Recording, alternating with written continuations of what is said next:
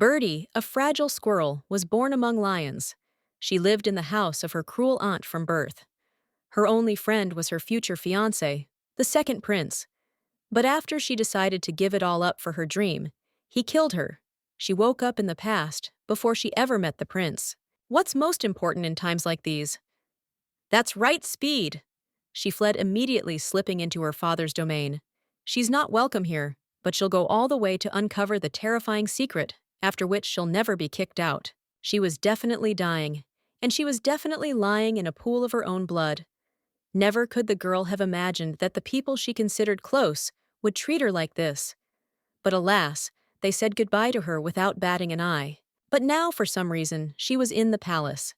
And her age. She had been reborn after death and returned to her youth girl. At that moment, she was going to bow to the descendant of the white snake, and she was asked to be very respectful. They finally reached the appointed place. And imagine Squirrel's surprise when she saw him standing before her. It was Ritter, the first crown prince whom she was planning to marry. Upon seeing Squirrel, the young man's smile widened, and he asked the girl if they knew each other. Did he really not recognize her? Did he not recognize the victim he had killed? Or was he just pretending so well?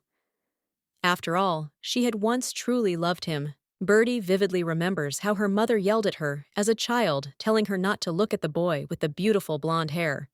After all, he was Crown Prince Ritter himself.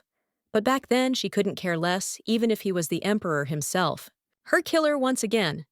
Well, let's see what all this is about and what comes of it. The prince saw that the girl was nervous, so he tried to reassure her. It wasn't scary that she wasn't of the snake race, but of the lower squirrel class.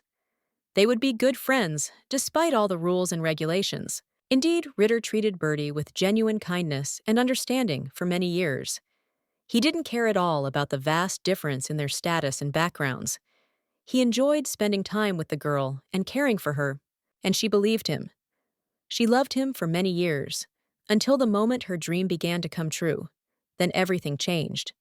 His attitude became cold, arrogant, and at one point he simply decided to kill her, biting Birdie's neck. From childhood, the girl was alone. Her mother died very early, and she was given to be raised by a mean and always mean. Aunt Birdie's only salvation was books. She read everything she could, trying to somehow escape the cruelty of the world. Heiress, Birdie's aunt, was a stern and outspoken woman. Perhaps she became that way because of a difficult life. But she was terribly irritated by her niece's foolish behavior, sitting all day with a book. One morning, the woman appeared in the girl's room and told her in a cold tone to get ready. They had to go. Although Birdie had no idea where they were going. Usually no one invited her anywhere. The auntie gave a wicked smile and said it was time she too made a contribution to the family that provided her with food and shelter. It turned out the first prince wanted to marry her, and that was a great stroke of luck. Completely forgetting to ask the girl if she agreed to such an adventure, Farina turned and ordered Birdie to follow her. Along the way, she reminded the girl that she must consider the prince her future husband and serve him faithfully. What followed was a string of moralizing. Birdie must always bow before His Majesty, remember, to speak respectfully and quietly, be clear and precise in her speech, and not dare to contradict him in anything. It seemed as if Birdie was about to meet not a human, but some kind of monster. And this was quite unnerving for the girl. After all, the prince was about the same age as she was, so why all the fuss? Auntie couldn't calm down. It didn't even occur to her to ask the girl if she was ready for such a step, or if she even needed this prince. And she didn't need him. She'd been so frightened that Birdie didn't picture a boy, but a real monster. Farina asked her not to forget that this was no ordinary youth. He was the emperor's son, and in his veins flowed not ordinary blood, but the blood of a white snake. Therefore, Birdie must remember once and for all that she was of the lower class. All the girl's fears vanished when she met Ritter Astrum. The crown prince turned out to be less scary and even a very sweet boy. He asked Birdie not to worry and to behave as usual. At the beginning of their acquaintance, she was so frightened that she didn't even think to extend Ritter's hand. He was nothing like the man she'd been warned about. Where was the tyrant and the arrogant heir? The boy took the girl's hand and shook it gently. Then his eyes widened. He looked closely at the symbol on Birdie's wrist. It was the first time he'd seen one like it. It was a signum, a special symbol, bestowed by the higher powers upon only a select few. Only those chosen by the constellations were born with such a symbol. It was an image of a fragment of a star considered magical. People were usually proud of having a mark on their body from a higher power. But for some reason, Birdie was ashamed of her symbol. She always tried to hide it under her sleeve. And now the prince saw the image on her wrist. The young man saw the girl's reaction and how she tried to hide her symbol. He smiled and said that her mark was very beautiful and that she shouldn't be embarrassed. Birdie's eyes lit up with confidence at these words. Ritter took the girl's hand again and looked her straight in the eye. He asked her if she understood that from now on, he would always be by her side and protect her no matter what. But how could that even be? She didn't deserve to be treated like that. From that moment on, the blonde boy became her only friend. She married him and thought she and the prince would become even closer. But she was wrong. Her world turned upside down and collapsed. Farina announced that the girl would be studying in a completely different place. And these classes were anything but simple. The woman simply used the lessons to take complete control of the girl's life. Beautiful and expensive clothes, delicious food and exquisite drinks, high society and boring small talk. All of this was alien to Birdie. She couldn't get used to such a life. But it wasn't all bad. She found an abandoned attic where a multitude of books, interesting magazines, and newspaper clippings were kept. And now, at every opportunity, the girl ran there to distract herself. There was another interesting fact that few people knew. At the behest of a higher power, Birdie could easily transform into a squirrel. So she often took advantage of this privilege and sneaked into the garden to bask in the sun. Sometimes the prince would ask how she was doing. When he saw a book in her hands, he'd ask what she was reading. Birdie read everything. Right now, she was studying a law book. After all, the girl dreamed of becoming a merchant and seeing the world. The girl thought the role was perfect for her. She'd be traveling, and traveling salesmen have an unwritten rule. Trade your shame for a handful of coins. As her aunt said, that suited Birdie. She couldn't imagine living her whole life in one place. It would be rather boring. She needed to see the whole world. That was her cherished dream. Of course, no one supported her idea, but Birdie didn't care about anyone else. The worst part was that Ritter didn't want to listen to Birdie's nonsense at all. She was the future queen after all. Why would she want to trade the most important title in the country for the role of a traveling saleswoman? For a long time, the girl didn't know how to broach the subject with the prince, but one day she finally decided to ask him if he wanted to marry her. He clearly didn't like it. It was just his mother's wishes. They're just friends, and true friends should help each other, and above all, be honest. So maybe they should come up with something to avoid this stupid wedding that neither she nor the prince needs. The prince looked sadly at the girl and smiled. He too dreamed of many things, but alas, no one cared about his dreams. He was of royal blood and must follow all the customs and rules of his family. But how happy Birdie's eyes were when she heard that Ritter was ready to help her realize her dreams. It turned out he really was a true friend and understood her like no one else. At least one person in this world wanted to help her. One evening, the girl called the prince into her room and told him she had a plan to escape the imperial palace. She would escape and finally realize her long-held dream of becoming a merchant. Ritter listened carefully to the girl and said he would help in any way he could, as he had promised. But first, everything needed to be thoroughly checked and meticulously prepared. Everything had to be done so that no one would suspect they were working together. During their conversation, the prince called Birdie a princess several times. But she's not a princess, she's a duke. But the boy said that was for now, and just let her trust him, and then everything would go well. The girl calmed down a bit, and the boys began to develop an escape plan, working through every possible detail. There was a lot of work to do, as they had to outwit all the imperial palace guards. Everything had to be thought through, down to the last detail. How to save money, where to find affordable housing for Birdie, which academy to attend, to get a good education and spend the least amount of money. Once the plan was fully formulated, it turned out that many things would be impossible due to their age. They had to wait until they reached adulthood, and only then implement everything they had planned. But the wait was worth it. Time flew by, and the day arrived. When Birdie turned 18, Ritter appeared in her room. He came to say goodbye and wish her luck. That's what it seemed like at first glance. But instead of warm words and wishes, there was silence. The prince was silent. He leaned close to the girl's neck, and then something terrible happened. He bit her hard. Bertie managed to push the boy away. She was scared, so she asked him why he had done that, why he had bitten her. Then she looked more closely and saw fangs instead of teeth in the crown prince's mouth. Of course, Ritter didn't explain anything, and Bertie felt her strength draining. Blood trickled down her neck, and she couldn't stand. She fell to the floor right in front of the prince, who stood next to her. Quick footsteps were heard, and someone entered the room. When the girl raised her head slightly, she saw her aunt standing next to Ritter. What was she doing here? Why was she whispering to her friend? Bertie gathered her strength and began to ask for help.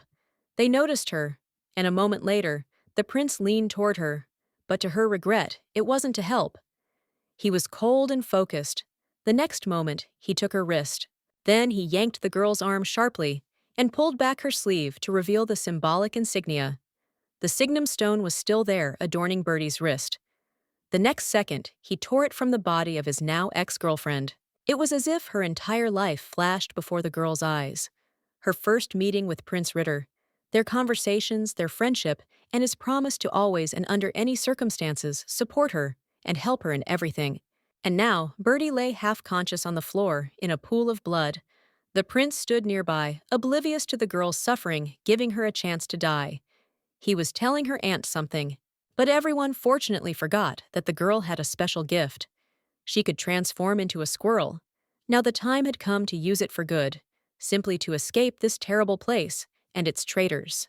She quickly reached the market square and boarded a carriage bound for the north of the empire, for Aslan's province. She hid upstairs and waited for departure.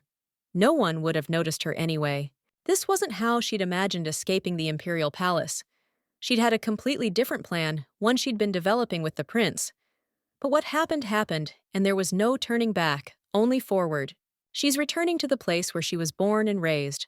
The journey will be long. She's left alone without friends, help, or any idea of what to do next.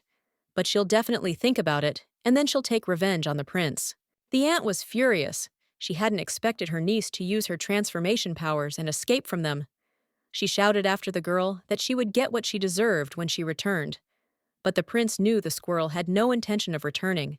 The woman wouldn't let up, as she had completely different plans for her niece. She seemed about to explode with rage. She felt embarrassed in front of the prince, as she had screwed up the whole thing. The prince stood to the side, looking at the woman without any emotion. After all, it was she who had thought it all up and orchestrated the meeting between Ritter and Bertie. And now, because of her, their entire plan was going down the drain. Now it looked exactly as if the woman had seized upon the perfect opportunity to deprive the prince of any chance to fight for the throne and to take his brother's side. The woman fell to her knees and began begging for mercy. What was the prince thinking? She had been loyal only to him from the start, and there was no malice in her actions. She had been devoted to Ritter for many years. Farina promised the prince that she would quickly rectify the situation. She would prevent malicious rumors from spreading throughout the capital, and no one would learn of the incident. The prince had little faith in the woman, but in the current situation, he had no other choice. He asked Farina to settle everything as quickly as possible. Dasha said he was ready to provide access to the crystal ball if necessary. While Auntie and the prince were searching for a way to bring Bertie back in the capital, the girl was already in the north of the country. At that moment, she stood at the entrance to Aslan's central castle. She had finally arrived. Here she will gather her thoughts, and of course take cruel revenge on Ritter for his betrayal of her. He is always wary of his brother. And if the second prince is still alive, then this opportunity is worth seizing. Then the girl remembered that by the will of higher powers, she had returned to the past again. She was only 8 years old, so the second prince was still alive. But the problem was, he was always on the battlefield, and finding him would be quite a task. She needs to be very careful. Signum is very rare and expensive, so many will want to steal it. She herself is still very young and weak, and her chances of survival are very slim. Therefore, she needs to carefully consider every step. One day, the girl overheard important information.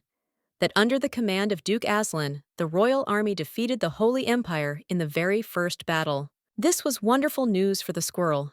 If things continued at this rate, the Great War, which had been going on for many years, would finally end, and she would be able to find a way to meet the second prince.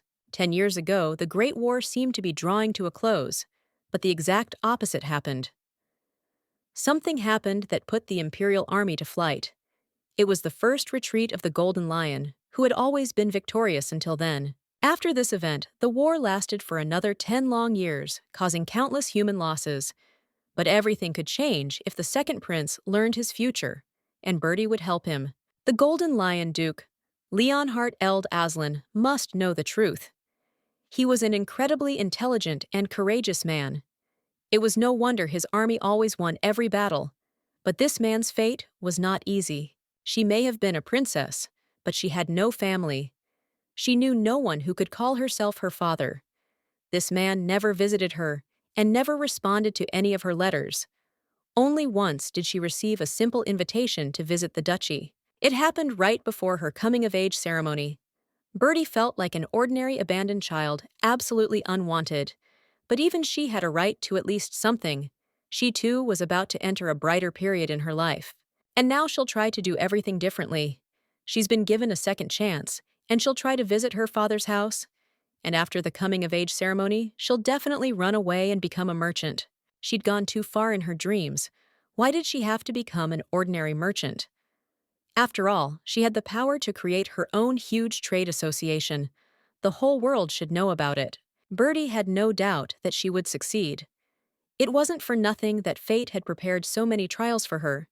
It meant she deserved to be the best version of herself, because second chances are only given to the chosen few.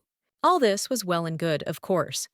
But at that moment, the girl transformed into Squirrel stood near the doors of Aslan's northern castle, shivering with cold. Fortunately, the guards noticed her.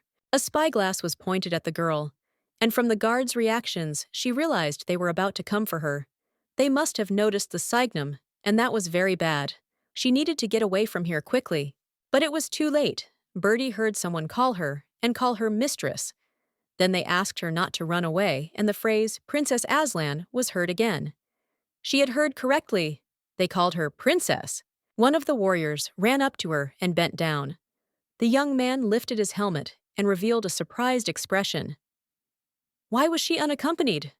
After all, princesses aren't allowed to travel alone. That's completely unacceptable. Bertie started to explain something to the guard, but he smiled, apologized, and said he didn't understand squirrel language. And then it dawned on her that she was still in the squirrel's body. The boy carefully picked her up, trying not to cause her pain or discomfort. He said he'd carry her inside the castle. A princess couldn't be left freezing outside the front door. He might get punished for that. The first people the girl met inside were the maids. They all gaped in surprise and admiration. Then they began welcoming the princess to the castle and saying they were ready to serve her at any time and for any reason. But their joyful cries suddenly ceased when the maids saw Joanna. She was the head housekeeper. The woman seemed very serious and unapproachable. But the next moment, the head of the servants leaned over Bertie to get a better look. Joanna beamed with delight and said the princess had lost a lot of weight, but she would make sure everything returned to normal. Within minutes, the girl was seated at a table piled high with delicacies. The woman said that if the squirrel needed more, she would arrange everything in a flash, so long as the princess got better. Bertie had been on the road for a long time, so she was quite hungry. And now delicious food was just what she needed. She ate everything they brought her from the kitchen, then washed it down with delicious drinks. But why was everyone treating her so well here? Once again, the image of Ritter flashed before Bertie's eyes. She remembered that you can't trust anyone. Sometimes kindness brings terrible consequences. The prince had treated her very well, but in the end, he killed her. If people show you too much kindness and attention, they definitely have ulterior motives, and they'll definitely use them to harm you. Bertie learned this rule long ago. So the girl called Joanna over and said she needed to tell her head of staff something. She needed to test the waters and figure out what was really going on. The woman immediately approached Bertie and said the girl could simply call her Joanna, and that she was ready to fulfill any request. The woman thought Bertie had a proposition for the gentleman. Unsure of what the girl would actually talk about, Joanna informed him that the gentleman wasn't home. He'd gone to the battlefield again and hadn't said when he'd return, but she could convey everything to him by writing a note. But when their master learns that the squirrel has finally returned home, he will definitely rush to deal with all the enemies so he can get home as quickly as possible and see her. After all, her father loves her very much. In the meantime, the girl could rest and recuperate. But there was no time for rest. Bertie asked if the head lord was absent, who was fulfilling his duties at the estate. She needed to prevent military defeat. Before Joanna could answer the squirrel's question, the door abruptly opened and a young man appeared on the threshold. It was the master's deputy, Carlos Aslan. The man's expression was slightly nervous, but as he got closer and got a better look at the girl, Carlos smiled. He greeted her and said they'd been waiting for the escaped squirrel for a long time, and now, finally, she'd returned. But what would happen next? The girl had no idea. It looked as if the squirrel had escaped on purpose. Everyone was looking for her, worried about her life and health, but she finally returned on her own. She must have caused a lot of trouble because of it. Joanna came running to the girl's defense. The woman asked him not to hurt the poor girl. Vita was still very young. Then she asked the Duke why he was covered in blood and began to clean him up. Bertie hadn't been to the Duke's estate yet, but now she knew perfectly well who stood before her. She'd seen his portrait before. It was Carlos Aslan, the very man the whole country was talking about. He was an incredible man. It seemed he was born a warrior. He began wielding a sword flawlessly at the age of 10. There was and is no one else like him in this field. And everyone says the battlefield has long since become his second home. His enemies never knew mercy. He had no equal in military affairs. Because of his hair, the color of dark blood, the inhabitants of the empire called him the Lion King. The girl had heard many stories of his exploits. It finally dawned on the girl that the guy standing before her, considered a hero of all times and nations, was her own brother. Wow, she hadn't expected to see him here. Carlos moved even closer and sniffed. Strangely enough, he clearly identified the scent of snakes. But why was she emitting such a smell? It wasn't typical of squirrels. That meant something had happened to his sister. If her brother had known what happened to Bertie a few weeks ago, everything would have been clear to him. She was overcome by people she trusted completely. These people are vile, corrupt snakes, but she will have her revenge on them soon. It seemed like you couldn't hide anything from this guy. He saw right through people and could tell the difference between truth and lies the first time. Looking him in the eye was dangerous. That's how wonderful her brother was. For the first time in a long time, Bertie felt safe. And Carlis, so formidable and powerful, exuded warmth and peace. It was as if she were under a warm, weightless blanket. Usually, everyone was afraid of the young Duke. His bright yellow eyes in the series evoked fear and panic. But Bertie looked at the boy with a smile and affection, and he was surprised in return. Could there really be anyone who wasn't afraid of him? The next moment, Carlos leaned over and picked up the girl. He hugged her tightly and held her there for several minutes. As it turned out, he then transferred his scent to her, the scent that the entire Aslan family should smell like. The thing was, no one had ever hugged Bertie. And it was at that moment that she became frightened, unsure how to react to her brother's behavior. And why was he even doing it? At first, she'd thought he hated her. Seeing that the girl was frightened, the Duke put her down. Joanna began scolding the boy for frightening the squirrel with his actions. She had just returned home and needed to pull herself together. The woman reminded him that the girl was his sister, and he should take care of her, or at least treat her with respect. But the young man replied that it didn't matter. She was just a runaway squirrel, and the Duke was absolutely right. He reminded Joanna that this girl didn't even have a name, but he had no intention of hurting her. He wasn't interested in a woman or small children. After all, he was a warrior and war called him. The boy's words were pure and true. Indeed, the girl had no name until she was 10 years old. No one considered her a duke's daughter. She was a mudblood, and even the servants treated her with disdain. The maid acted this way because they followed the example of the Viscountess Auntie, always called Bertie an adopted half-breed. They were black, and the royal beastmen are famous for their golden eyes. Ritter had snake eyes. a yellowish tint. Carlos's were a bright yellow, indicating he belonged to the Leo clan. The more intense the beast's blood, the brighter the gold in his eyes. The Aslan family has always been renowned for the pure gold hue of their eyes, but it turns out she too belongs to this illustrious line. But why then are her eyes a completely different color? What is the reason? This is something we must find out. So it was clear why even the servants called her a mudblood. Her eyes were a different color. But now was not the time to dwell on that. She would figure it out someday, and she had a name, so it wasn't all that bad. She remembers her name and won't let anyone call her a half-breed anymore. She shouted, attracting the attention of Carlis and Joanna. The girl said firmly that she had a name. Her name was Bertie. She thought she saw the young duke freeze for a second after she told him her name. It was impossible to tell how he took this information. Perhaps it was best she didn't mention it. Joanna smiled and said the name was very beautiful and suited the girl. Then she asked if Bertie had come up with it herself, but she replied that her father had named her that, and it meant blessing. The young duke thought for a moment, then said he would call his little sister Little Tail, but it wasn't an offensive name. After all, their tails were the hallmark of their family. The girl pouted, feigning offense. She looked more like a small, angry chipmunk than a squirrel, but the boy only smiled. He didn't care how his sister would react to his words. Joanna decided to defuse the situation and intervene in the conversation, lest a scene break out. Carlos is a hot-tempered man, so the woman asked again if the girl wanted to see her father. The headmaid informed him that the master was currently away, but she could meet with the steward, who oversaw all the affairs of the duchy. Perhaps they would have something to discuss. Joanna left in search of the manager.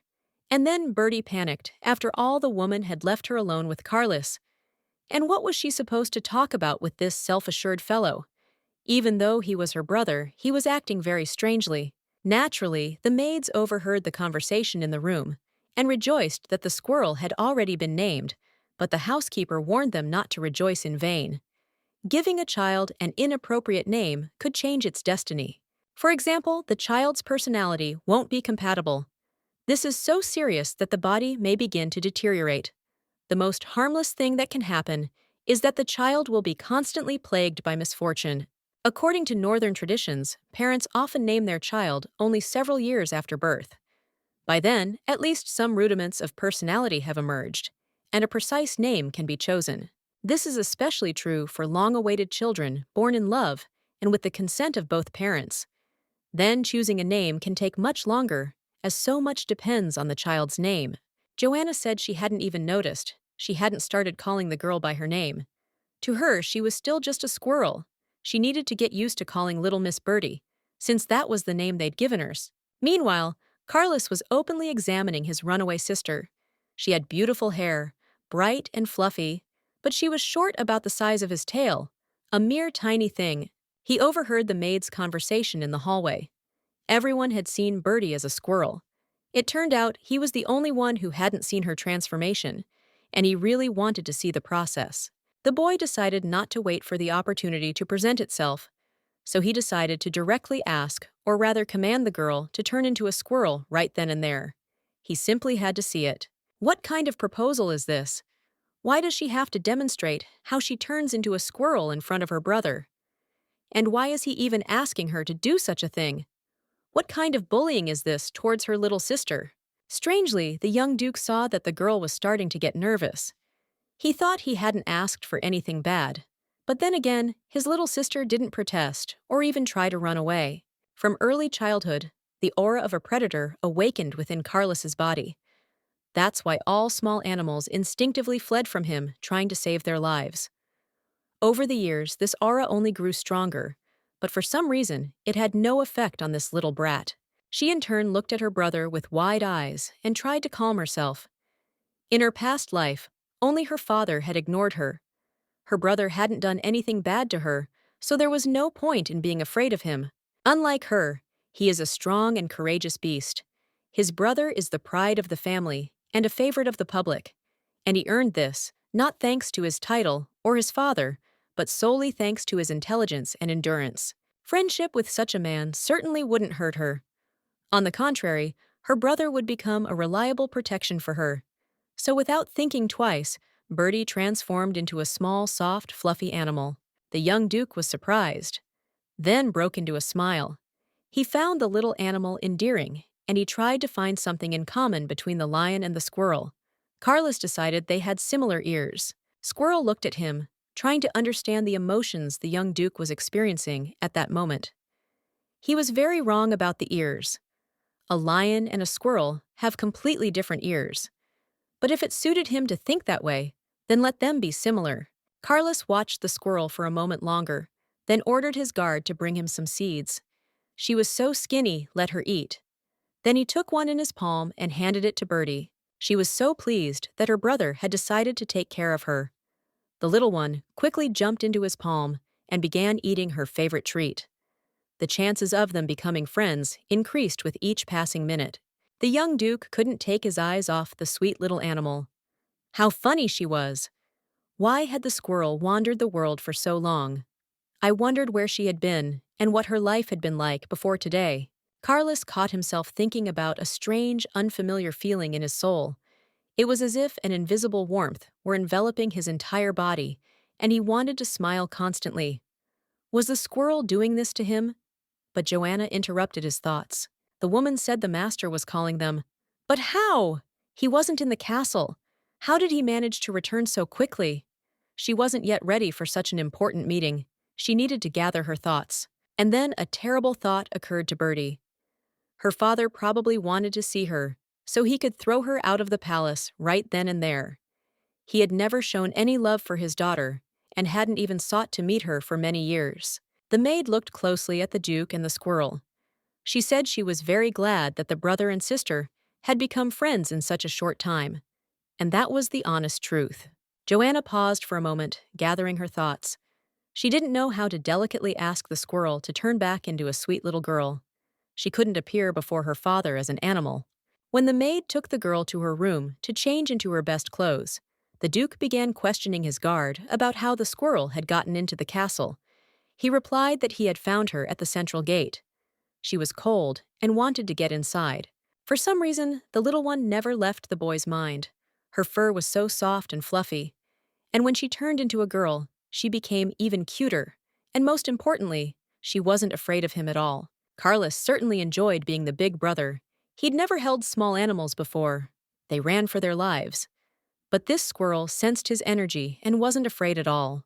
Half an hour later, Joanna and the baby returned to the young Duke. Together, they walked to the door leading to the master's study. The atmosphere was quite tense. Bertie didn't know what awaited her, but things didn't turn out quite as the girl had imagined. Her father wasn't in the office. Instead, a pleasant young man stood at the table, smiling at the guests. Joanna forgot to mention that they were going to see the manager, not the master. He was a pleasant-looking young man. His name was Count Gelot, and he was Lord Aslan's right-hand man. The steward rose from his desk and bowed to the girl, also pleased to see her. The girl smiled and introduced herself, saying her name was Bertie, the name her father had given her. She'd been told her father wanted to see her, but it turned out that wasn't the case at all. She didn't mind talking to the manager, though. The man thought for a moment, then replied that the master had asked to notify him immediately after the girl arrived at the palace. For this purpose, the steward would use a magical crystal ball. It turned out that this magic ball, which acted as a kind of communicator, could be used to communicate in real time. The Duke was currently at war, but he had no problem talking to his daughter, even from a distance. There are, of course, some nuances. For example, if a fierce battle is currently taking place, it will be extremely difficult for her father to contact her. The North is currently in the midst of a brutal war with an enemy nation. The girl wanted to shout loudly that she was here precisely because she wanted to prevent this damn drawn-out bloodshed. But she didn't dare, because she didn't know how those present would react. The manager tried to connect Bertie with her father via a hotspot, but nothing worked.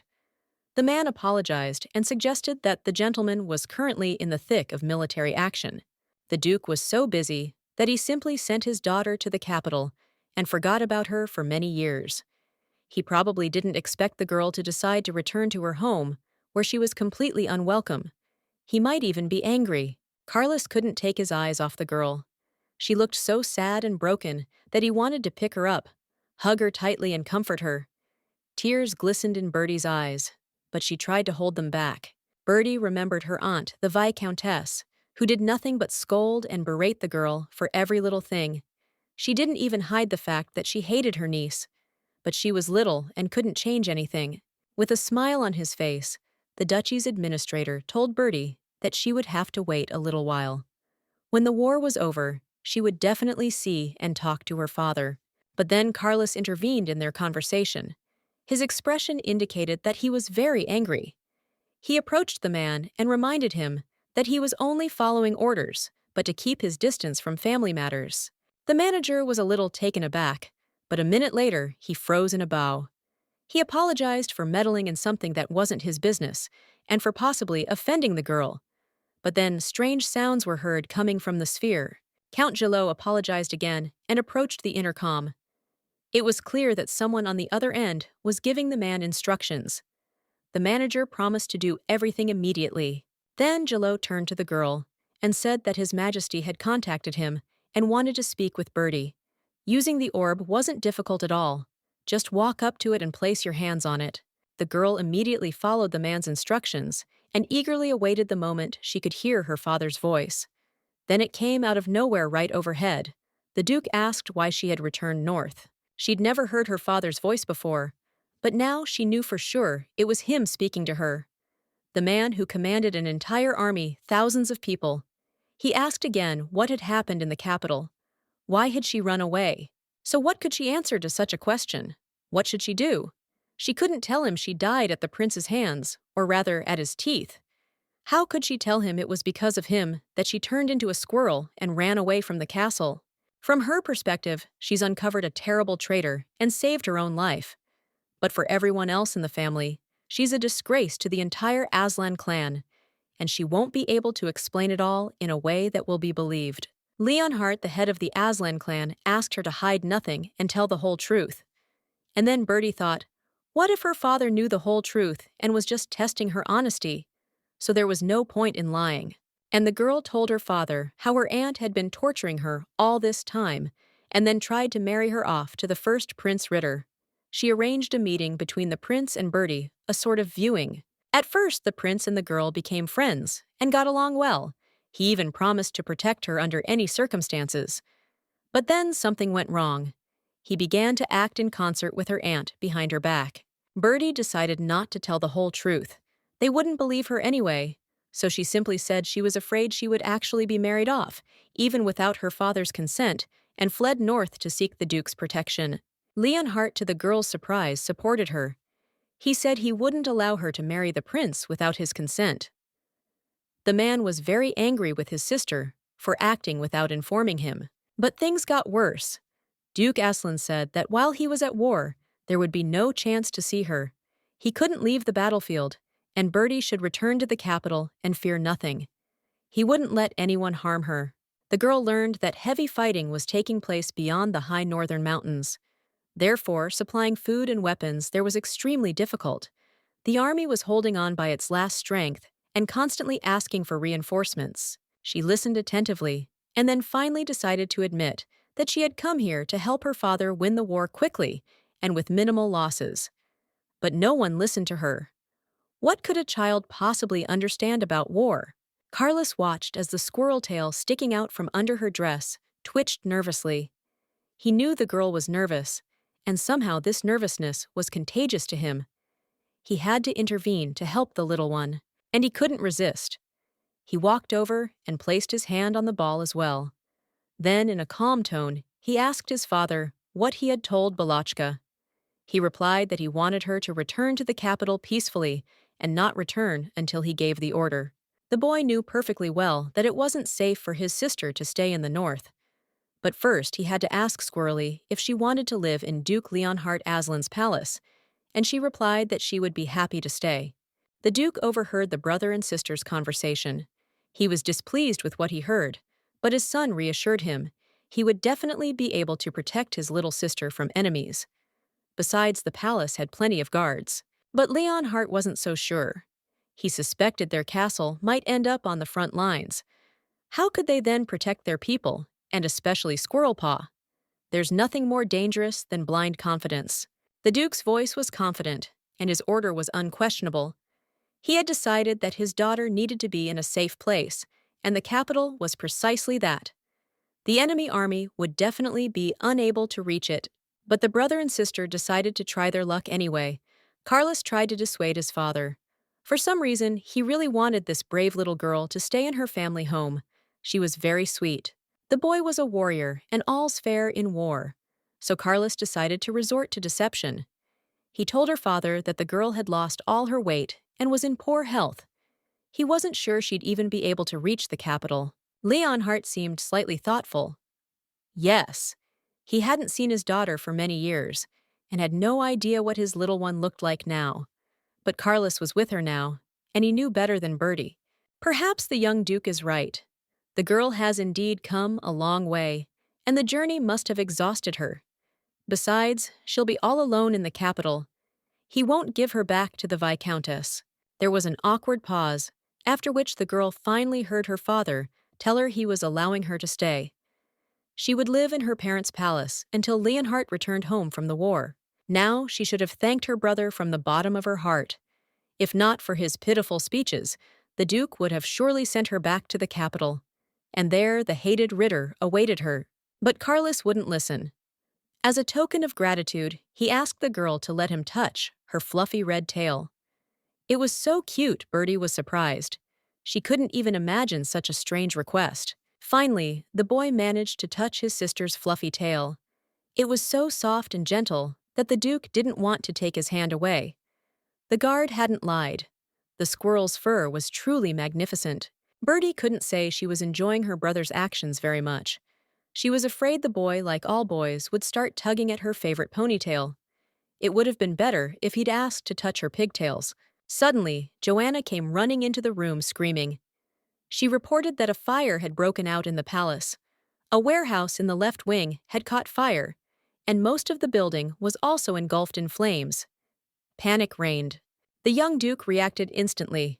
He knew full well that most of the army's spare ammunition was stored there, and if the fire reached there, the army would certainly be left without weapons. What would he tell his father? When the young man finally reached the fire, he saw a continuous blaze that was consuming more and more territory. He didn't lose his composure and immediately began giving orders. A lot of water was needed. Carlos himself couldn't understand how he'd managed to organize a water supply to the fire site so quickly. His military bearing and stress tolerance must have kicked in. All the castle's inhabitants came running to help. Only the squirrel stood to the side, unable to even move. She understood that this was the first message of retreat. Events were repeating themselves. Everything was happening just as it had in her previous life. The girl knew that after this terrible incident, rather than lose most of the army's weapons and supplies, the troops would have to retreat, and the Duke would be unable to end this war. She had already witnessed all these events in her past life. Many people back then didn't understand the reason for the army's initial retreat. Duke Leonhardt became a national laughingstock. From the golden lion, he turned into a wet kitten. The girl also knew that her father had kept the details of those events secret. He didn't want to discredit the royal honor. The first cause was a fire, then the soldiers' lack of food, and the following year, a major catastrophe was expected. The Aslan Kingdom's army would lose a huge number of soldiers in this catastrophe, almost half of its strength, and the Aslan Duchy would suffer enormous losses. Bertie knew she had to prevent this at all costs. To prevent all subsequent disasters, it would be logical to stop the very first disaster. So thought the girl, and decided that no matter what, she would not allow Aslan's army to retreat for the first time. It was within her power, she just had to try. Carlos disappeared somewhere, and an hour later, the girl learned he had transformed into a lion and gone in search of the person who had set fire to the building containing the army's provisions. 2 hours later, the criminal was caught and brought to the palace. It's worth noting that this was the first time Bertie had seen her brother like this, and she grew increasingly fond of what she saw. In this guise, Carlos looked even more menacing and self-assured. But I didn't have to watch the lion boy for long. Within a few minutes, he had transformed back into a handsome young man with a stunning torso. He must have deliberately forgotten to put on a shirt. As it turned out, the criminal was already dead. The guards asked if the master had killed this traitor, but Carlos calmly replied that the man had committed suicide. He probably feared punishment for his actions. The young duke approached the prostrate corpse and carefully examined its hand. A mark was visible on the outside of the palm. The young man looked more closely. It was the image of the Holy Empire's mark, but something didn't add up in the guy's conclusions. A criminal couldn't be wandering around warehouses he'd set on fire, even without any particular intention of hiding, and his mark was in a very visible place. It had to be some kind of trap or deception. The Duke paused. He wasn't used to taking everyone's word for it. He needed to double-check everything. It couldn't be that easy and obvious. Someone was trying to pull the wool over his eyes. But Carlos wasn't one to be weak. The man in charge of provisions for Aslan's army approached the boy. He was at a loss. Tomorrow, wagons with food and weapons were supposed to be sent to the battlefield. But what to do now? There was nothing to send. Count Gillot appeared out of nowhere. He was slightly saddened and said he was to blame for failing to foresee the fire. Duke Leonhardt had appointed him as manager, but he had failed to live up to his master's trust. But Carlos reassured him. There were no culprits here. No one could have foreseen such a turn of events. The arson was planned by one of their enemies. But still, there must be a traitor in their house who aided the criminal. But the steward was completely upset. He apologized again. He should have kept a better eye on the situation in the palace.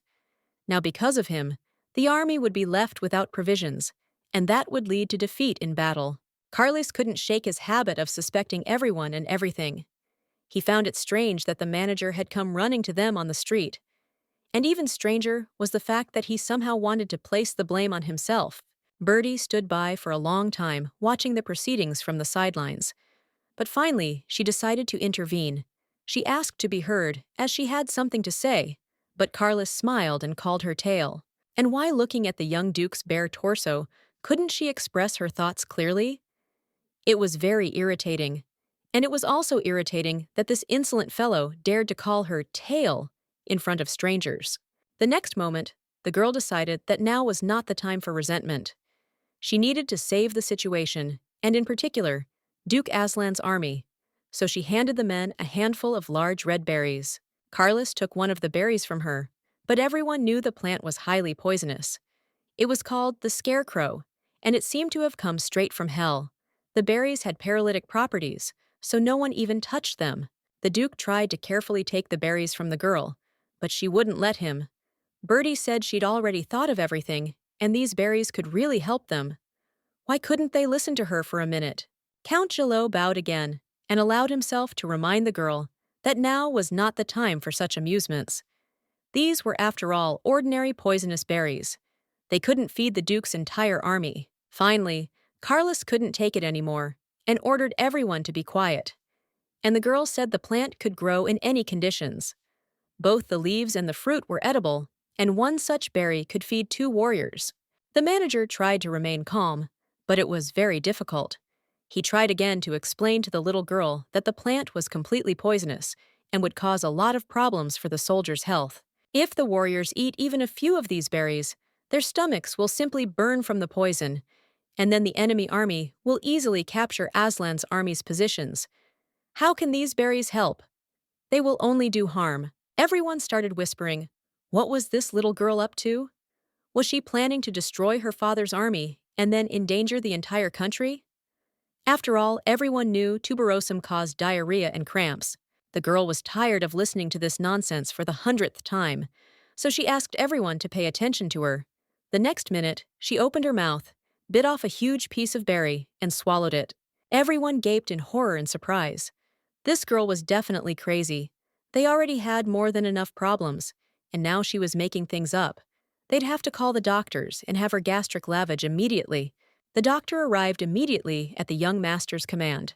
What a foolish little sister he had, foolish and stubborn. But the doctor, after examining the girl, declared her perfectly healthy and showing no signs of poisoning. The Duke was furious. That can't be right. Tuberosum berries are so dangerous. Why doesn't Tail get an upset stomach?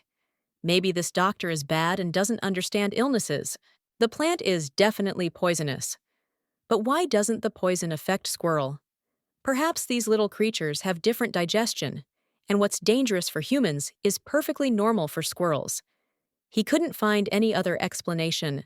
Or maybe there are different varieties of these berries, and some of them are edible. Meanwhile, the girl had learned to distinguish between poisonous and non-poisonous varieties of tuberosum, and just an hour ago, he'd thought she was stupid. Another guard suggested the girl might possess some kind of magical powers. Perhaps she was a witch. After all of Aslan's line could transform into lions, but she could transform into a squirrel. The girl decided to answer without delay and explain to the men why she hadn't been poisoned. It turned out it was all because of the stems. Their juice contains an antidote that neutralizes the poison in the berries. So that's the reason.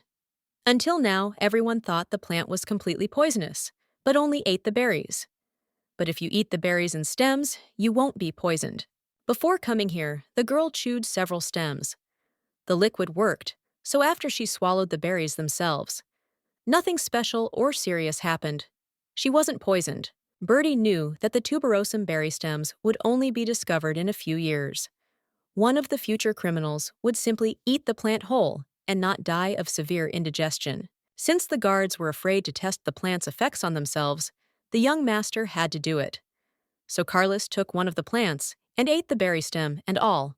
Everyone froze in anticipation. A considerable amount of time passed, but nothing happened to the young master. He still felt excellent. Only then did the guards decide to try the berries as well. Everyone was happy. The guards not only satisfied their curiosity, but also had a good meal. And all thanks to the little squirrel, she had solved a big problem. Now the army wouldn't feel hungry. Birdie knew that this way she could prevent Aslan's army from retreating for the first time. With luck, the war wouldn't drag on for another 10 long years. She absolutely had to take advantage of this. Everyone praised the girl, complimented her, so little, but already so smart. But the manager stood off to the side, distraught. The problem was solved, but how could he tell her about it? Meanwhile, the soldiers were already suffering from a shortage of provisions. Starvation was about to set in. What battle could they possibly fight if everyone was only thinking about food? But then the commander's assistant reported seeing a wagon with provisions. Leonhardt emerged from his tent to assess the supplies and weapons he'd sent from the city of Carlos. But a guard was already waiting for him, handing him a letter. It was written by Squirrel to her father. In the letter, the girl asked how he was doing, whether he and his soldiers were healthy. Then she told him that she was doing well and had some very good news for him, which would significantly impact the course of the war. Meanwhile, the soldiers began unloading the provisions.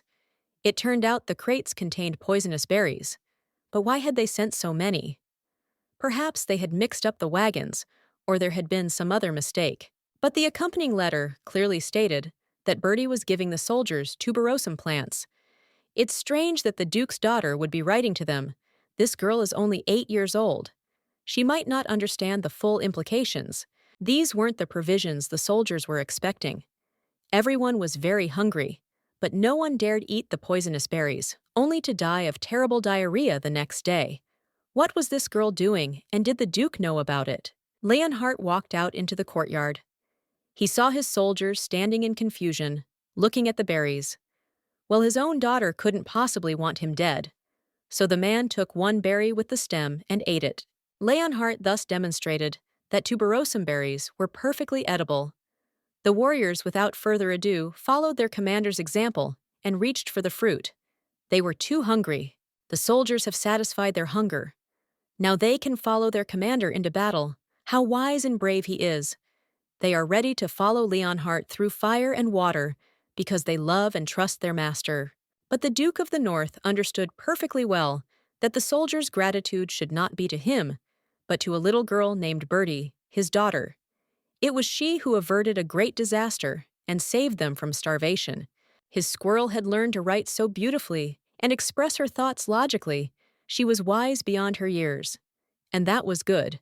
Someone had to have brains. Most warriors were just brawn. Did Duke Aslan feel remorse for neglecting his daughter for so long? Yes, he did. But he couldn't do otherwise. He had to rule the north and guard the empire's borders. But we need to go back a few days to the very day the young princess wrote a letter to her father. She didn't even know if the Duke would read her message, but she couldn't pass up the chance. She double-checked the letter. She couldn't let her father think she was illiterate. But everything was fine. If only Duke Leonhardt could read a message from her, she would be so happy. Just in case she let Joanna read the text again, the woman was surprised to see that the girl's handwriting was very mature, and her writing was very literate. If she hadn't known better, she would have thought the girl had graduated from the academy. Oh. The housekeeper also told me that the young Duke had formed a volunteer detachment. They had already set out to collect tuberosum plants for Leonhardt's army. The provisions would be sent within the day. Bertie was overjoyed that she had finally managed to help her father and his army. But it wasn't enough. There was still much work ahead. It was just the beginning. Now she wanted to go and help the volunteers. But then behind her, the girl heard her brother's calm, composed voice. He asked where the little one was going. Tails was too small to help gather the tuberosum plants. The boy reminded her that it was high time she went to bed. She was also very weak after the journey north, and he had promised her father he would take care of her, so she wouldn't go anywhere, but would have a good meal and go to bed. Joanna supported the young Duke. The girl really did need some rest. Besides, the maids had already prepared her room. The girl was surprised that she would even have her own room. Her father didn't love her at all. If anything, he hated her. So why did he ensure she had a separate room? Or perhaps it wasn't Duke Leonhardt at all, but someone else who was concerned about her comfort here. It was also strange that Carlos volunteered to take the girl to her new room, even though Joanna could have easily done it. Oh well, I'll have to endure the odd jokes. The woman was thrilled that the brother and sister had become friends. Few people could communicate normally with this guy, thanks to his charisma and complex personality. But the fluffy little squirrel melted his heart. It's strange Carlos seemed so imperious and unapproachable, but he even held the big, heavy door open for Squirrel so she wouldn't slam. And how can anyone even understand why he behaves this way toward her? She wouldn't have been able to open a door like that on her own. She had too little strength, and her legs were very short. The girl almost burst into tears right there. The boy even felt a little sorry for her, so small and weak. Perhaps you can't compare her to yourself. He's a big, strong lion. She's a fragile little squirrel, with a fluffy, incredibly beautiful tail. Carlos never imagined he'd have to take care of a little one. Finally, they entered the room. But compared to the girl's size, it felt like an entire apartment, not a room. Here one could simply get lost among all this beauty. It turned out her room had a separate dressing room, a toy room, a small study room, and a huge balcony. Then they approached another huge door. Behind it was her bedroom. The girl thought she was probably being tested for greed, but she didn't need any of that. Pomp and wealth had never appealed to her. So Bertie felt a little uneasy. Why was she getting so much attention? She explained to her brother that she didn't need all that. A simple room, like a servant's room, would be enough. She could live there quietly and not cause any problems for anyone. Bertie didn't come here for wealth. She needed a father. The boy called his sister over and pointed to the end of the hallway. Her room ended there. The girl thought they'd practically given her an entire floor. What a move! The young Duke took pity on the girl, bent down, and picked her up. She was tired of running around the house with him. She needed a little rest, but it seemed her little sister didn't like it. She was a little scared. But Bertie wasn't really scared. She was just shy. She felt awkward being treated with such warmth and care. And the girl started saying that she was heavy and that her brother would get tired. Carlos seemed oblivious to her words. He continued carrying the girl around her apartment.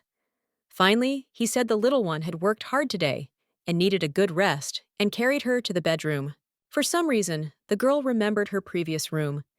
It had served her as a bedroom, a kitchen, and a living room. The only furniture there was a table, a chest of drawers, a chair, and a narrow bed. And now the bed alone was larger than the entire room in her former home. But the most beautiful thing about this bedroom was the balcony. It offered a stunning view of a small, beautiful lake, surrounded by bushes and trees. This would probably be her favorite place to relax. If she hadn't mustered up the courage to escape the capital, she certainly wouldn't have seen such beauty. Even in the Imperial Palace garden, there was no landscape more beautiful than this in the big city. She thought that if she tried really hard, she could stay in this house until she came of age. She could admire these views, enjoy the cool weather, and be closer to her father. Carlos carefully laid the girl down on the bed, not forgetting to call her a cutie with a tail and provoke a fit of anger in her. Then the boy wished her good night and told her to come to him if anything happened. But how could she go to bed when the sun hadn't even set yet? Or perhaps northerners were used to going to bed early, but the guy replied that she was tired from the day and needed to recharge. The Duke seemed to enjoy teasing the little one, so he wondered out loud that with such short legs, it would have been extremely difficult for little Squirrel to reach the north. She wanted to be angry with Carlos, but for some reason she couldn't. He was too kind to her. No one had ever treated her with such reverence, so she simply pouted and replied that she had arrived here by carriage. When will he ever get tired of tormenting her? She didn't do anything wrong. She just went back to her parents' house, closer to her father. Maybe he's jealous of her dad. He can't just be so mean for no reason. Joanna suddenly appeared at the bedroom threshold. She apologized for interrupting her brother and sister's conversation. But the maids had arrived and were waiting to get the little lady ready for bed. What the woman saw surprised her greatly. The young gentleman was playing with a squirrel, a sweet smile playing on his face. She had never seen him so calm and peaceful. Carlos seemed happy, but the same couldn't be said about the squirrel. She looked confused and slightly angry. Why did she have to turn into a fluffy little animal at the slightest command from that crazy Carlos?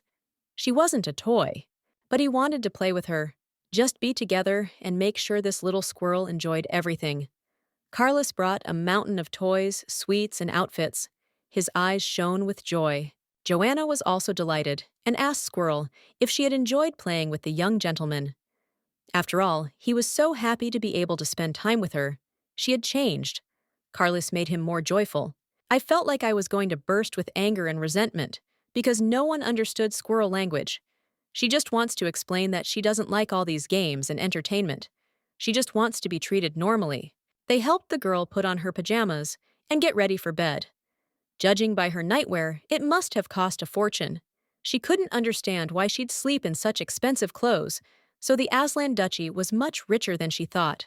Before bed, Bertie wanted a drink of water and left the bedroom in search of a cup and decanter. But as it turned out, the young gentleman was still there. Why wasn't he leaving? What was he waiting for? She asked her brother if he wanted to sleep.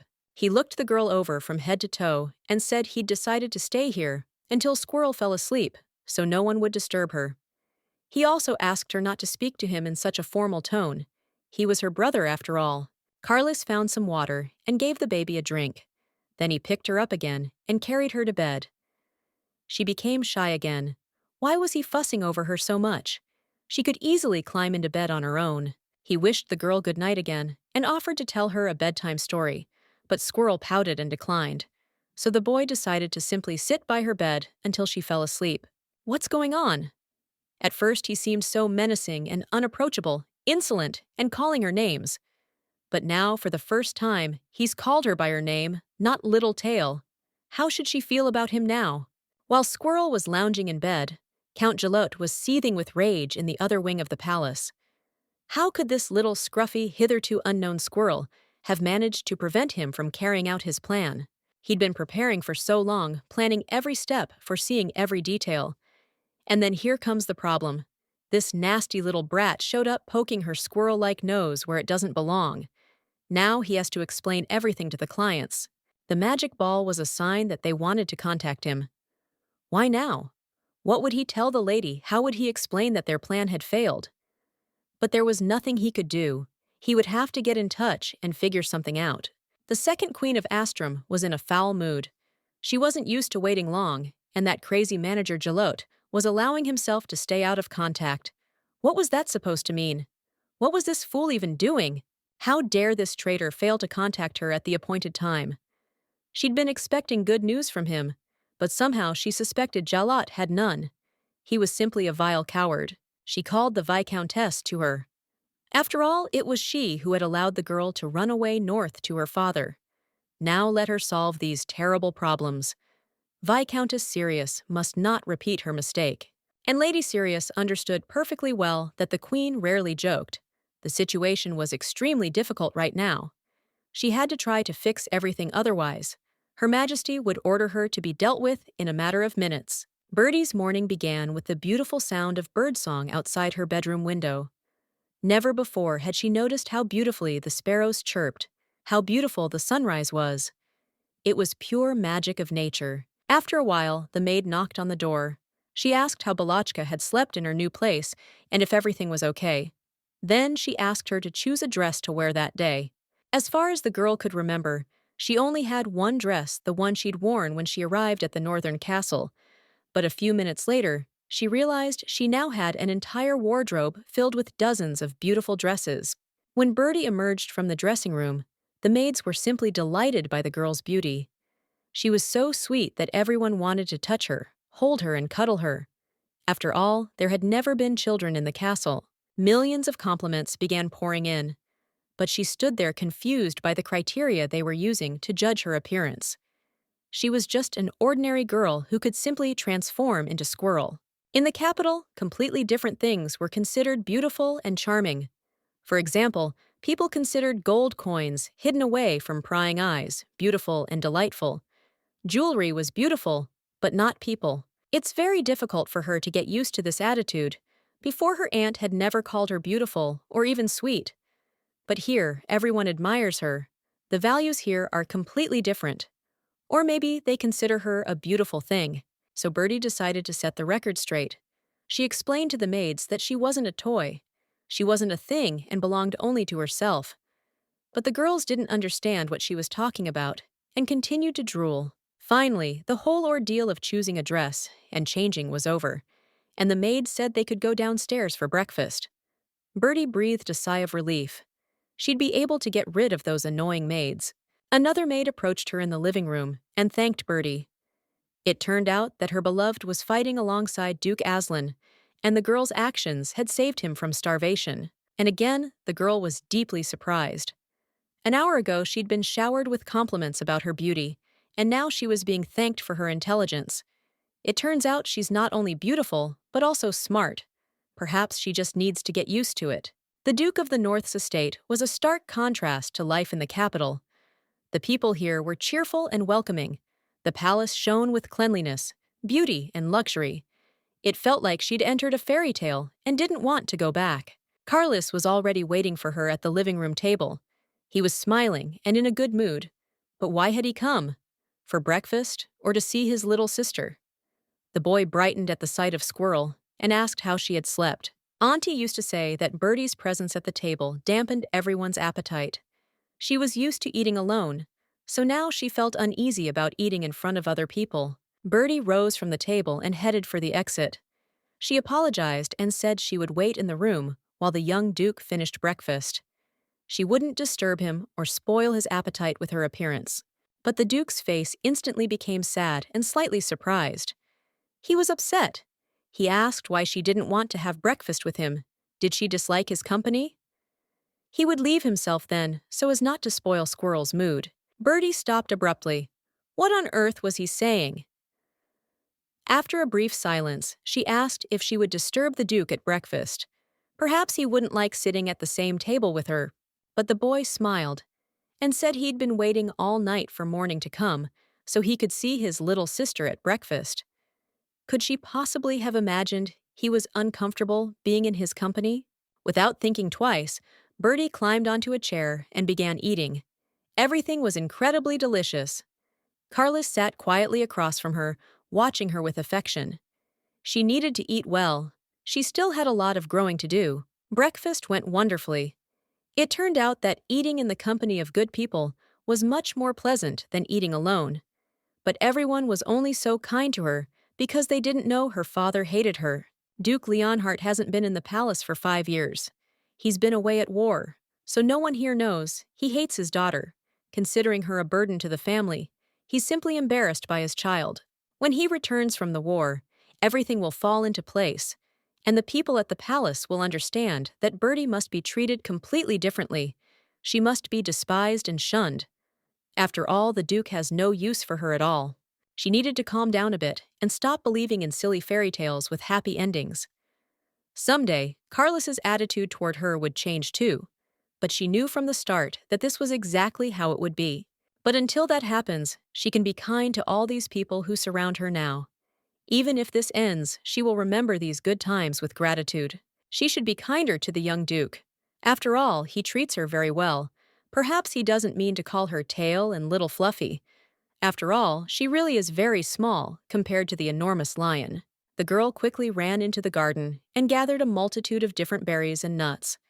This way she could thank all the servants, and she would take most of them to Duke Carlos. Let him enjoy the delicacies as well. It turned out that giving small sweet gifts to people is very pleasant.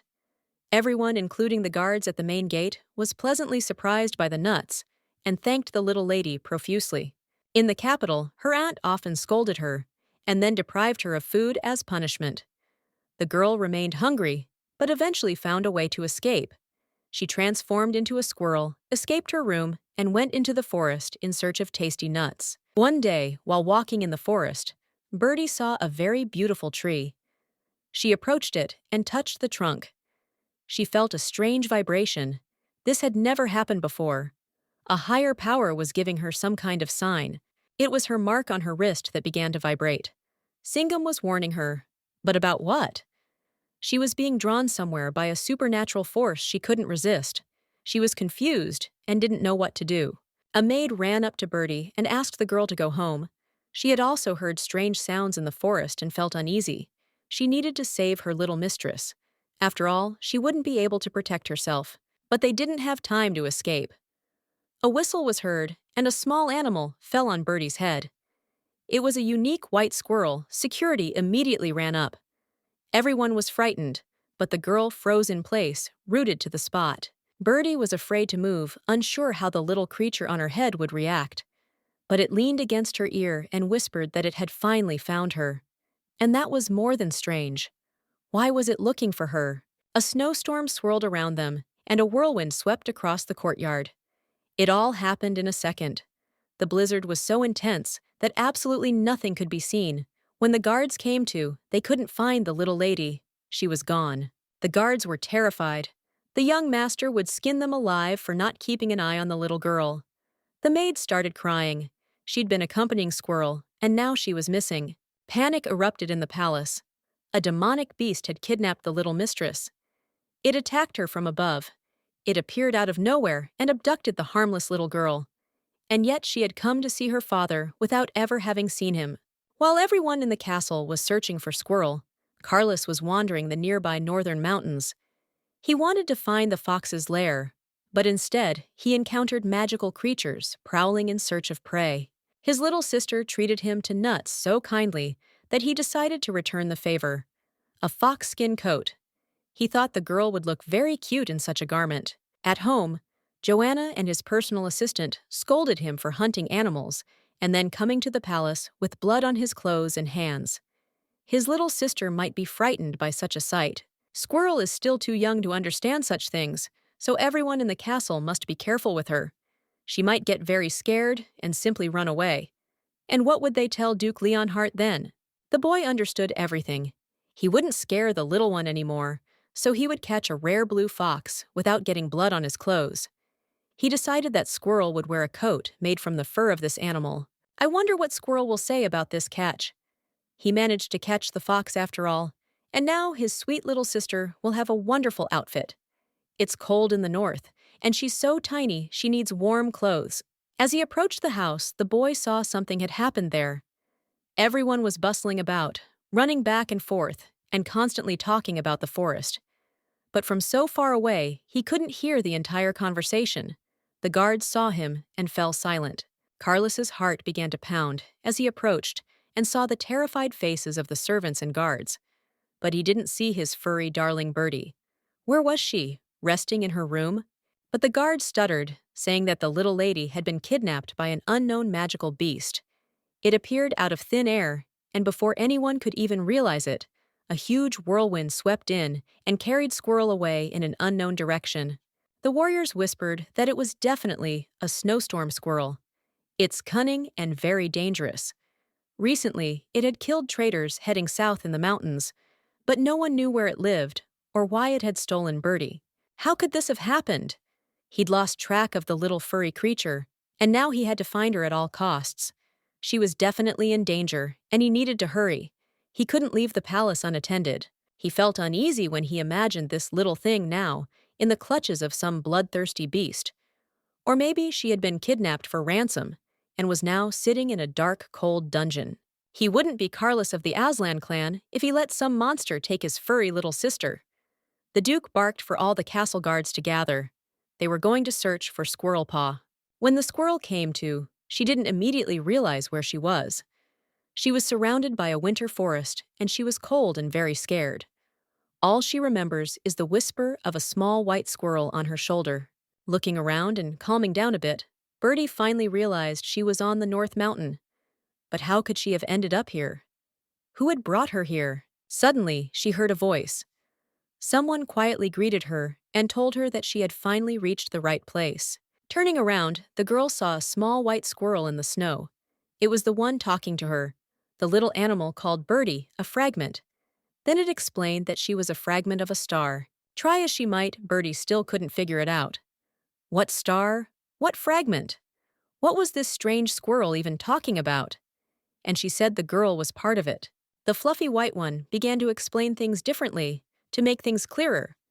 The squirrel explained that he was a constellation, the ruler of all the stars. More precisely, there was a constellation named after the squirrel in the sky.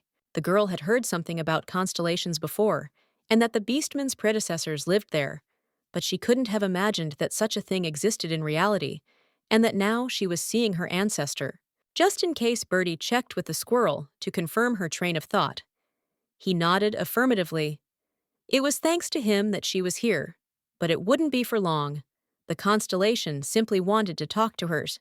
And then there was silence. The girl finally understood. When she died, the constellation had arranged this entire time travel for her. That's why she had a second chance to change everything. The constellation announced it would soon disappear. Birdie must take care of this magical beast, the white squirrel. He also needs to tell the girl something very important, or rather, the reason she ended up in the past. But just as the constellation began its story, the magical time ended, and the voice slowly faded. As a result, she heard nothing. She was left with a tiny squirrel in her arms, and zero information. Well, that's it. Fate is mocking her and making it clear that her happy days will be a long time coming. She can't really take care of herself, so now she has a charge, a little animal. While she was frantic with anger at having learned absolutely nothing, she heard strange footsteps in the distance. Birdie thought they must be monsters. There were definitely monsters in these woods, but as it turned out, a minute later, it was a man. Moreover, his voice was very familiar to the girl. Another minute, and Birdie saw a young man in a black robe in the clearing. He seemed very agitated and slightly confused. Just in case, the squirrel raised her hands, showing she had no weapons and was completely harmless. Who knows what this man wants and why he's wandering alone in the forest? Birdie expected anything from the stranger, but not that he would start laughing out loud. He was not only suspicious, but also very strange. What was the point of this laughter? What was so funny about her being kidnapped? To make matters worse, it started pouring rain at that very moment. It was the last thing this ridiculous situation needed. Birdie took a step away, but the stranger ordered her to stay put. Then the young man told the girl not to worry. He would simply rid her of this monster, meaning he would destroy the squirrel. But she screamed and hid the little creature in her arms. This isn't just any ordinary forest squirrel, but a very important magical beast. It was sent to her by a special constellation, and Birdie must take good care of it. Therefore, she won't let anyone harm it. Birdie tearfully begged the boy not to harm the little creature. If the squirrel died, she would never be able to contact the magical constellation, and she desperately needed it. The stranger surprisingly quickly agreed to leave the animal alone. The rain continued to pour down, and Birdie began sneezing from the cold. She was almost completely soaked and very cold. The boy extended his hand to the little girl and asked her to follow him. He couldn't stand in the rain any longer.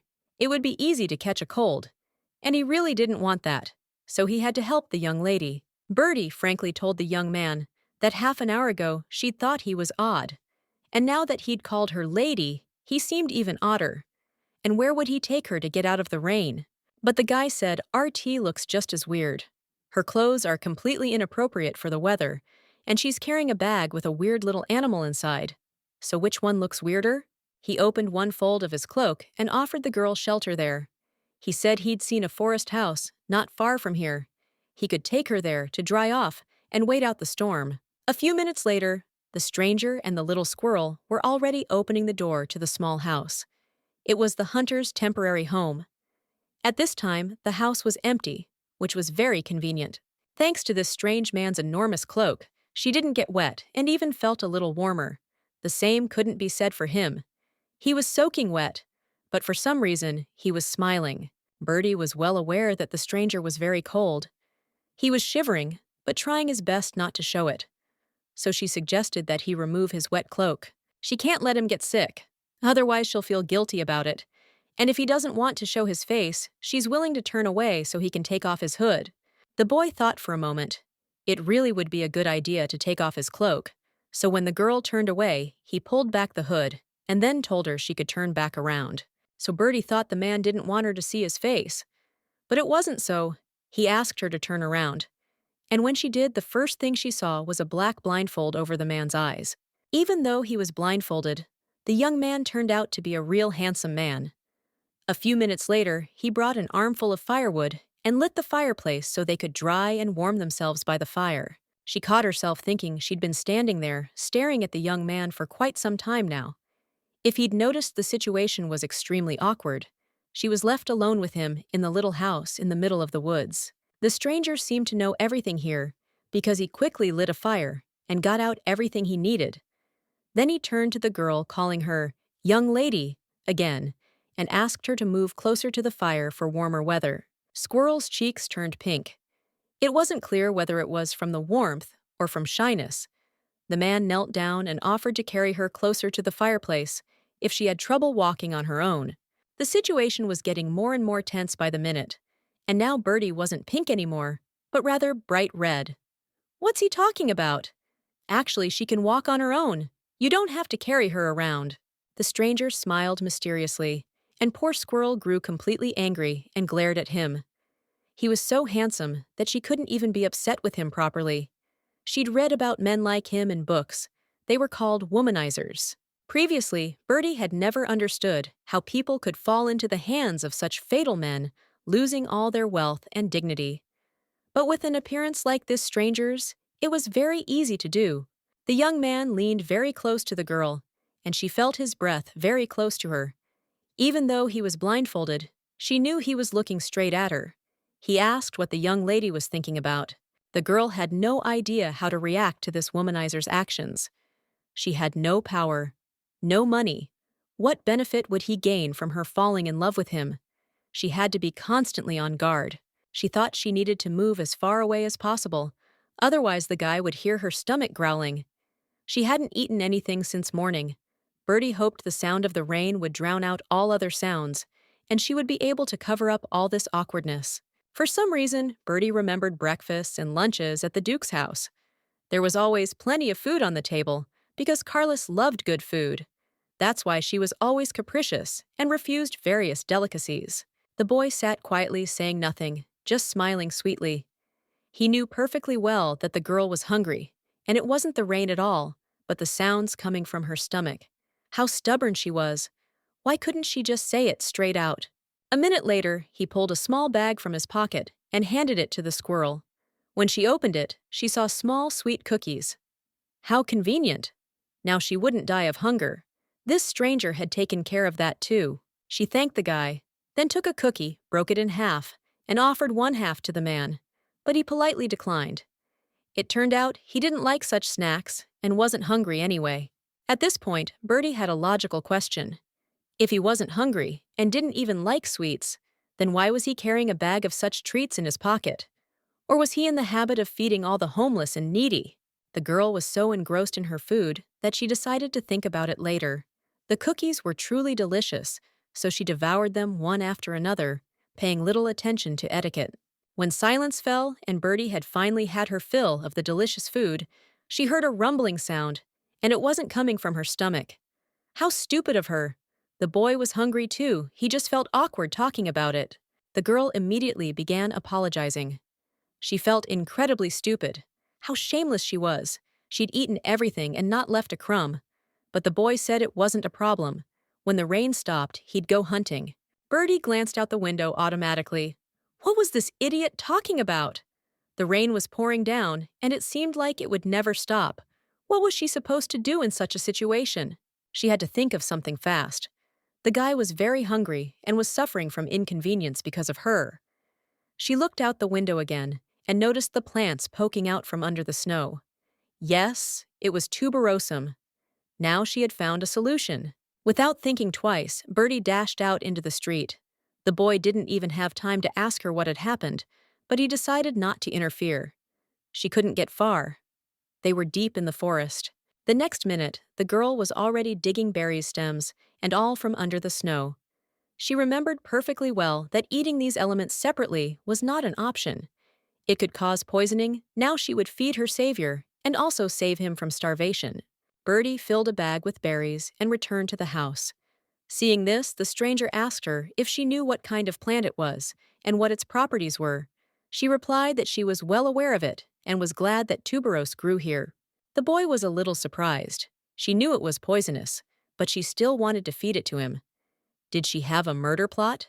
Why was she trying to kill him? He'd helped her escape certain death. So he asked a direct and logical question. The guy asked why the girl was trying to poison him with these berries. She looked at him with bewilderment. What was he even talking about? She was trying to help. For a moment, the girl was taken aback. Why did he think that? But then it dawned on her.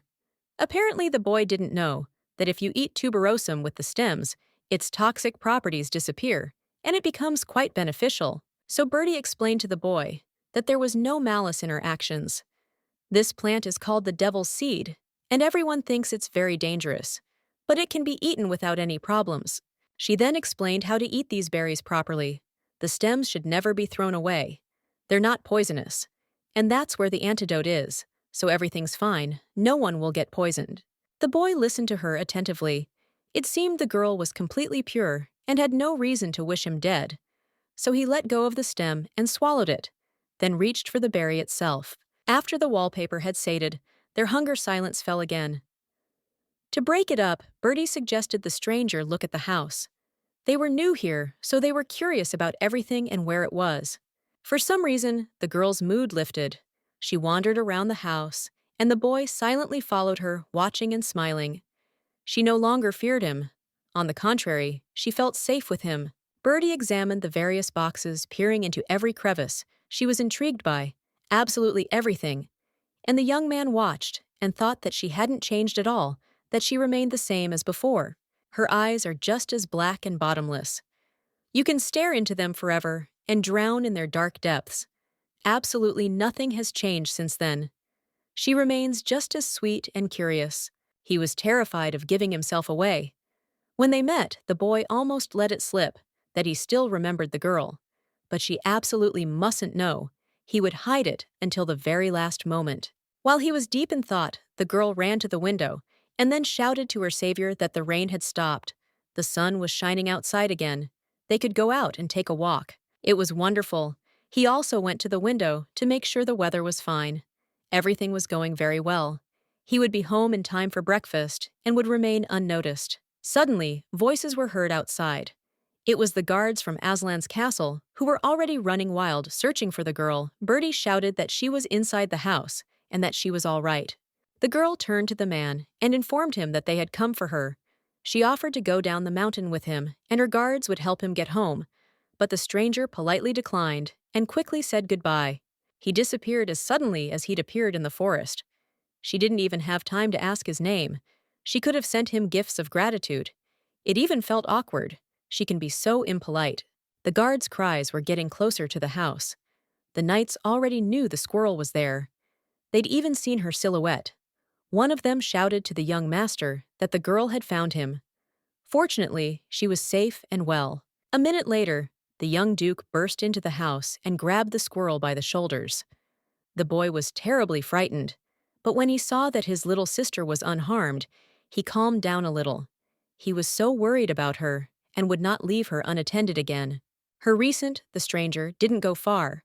He hid behind the trees and began observing the situation. The boy clearly saw how Duke Aslan treated the little girl. He also learned that the little girl's name was Bertie. Why does everyone call her Little Mistress? Isn't she a servant? The little one doesn't look like a child of nobility at all.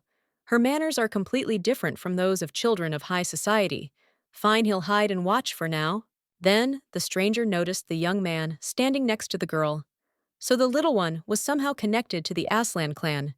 After all, he was Duke Leonhardt's son. He'd have to find out more about him. Finally, Carlos saw the little creature that, according to the guards, had stolen his little sister. As strange as it might sound, the kidnapper fit in the girl's palms. But now he would deal with it. He asked Bertie to give him the squirrel. This little animal's death will be quick and painless, he promises. So the girl covered the squirrel with her arms and said she would never let anyone harm it. Why is everyone trying to destroy this little animal? How heartless they are. She tried to explain to the boy that the squirrel was completely harmless and posed no danger. On the contrary, he was very frightened and asking for help. She would protect him because he was a channel for communication with the constellation. Suddenly, Bertie felt a slight ache. She began to feel dizzy and everything around her blurred. The next minute, she lost consciousness and fell into the snow. The poor squirrel squirmed around her, squeaking.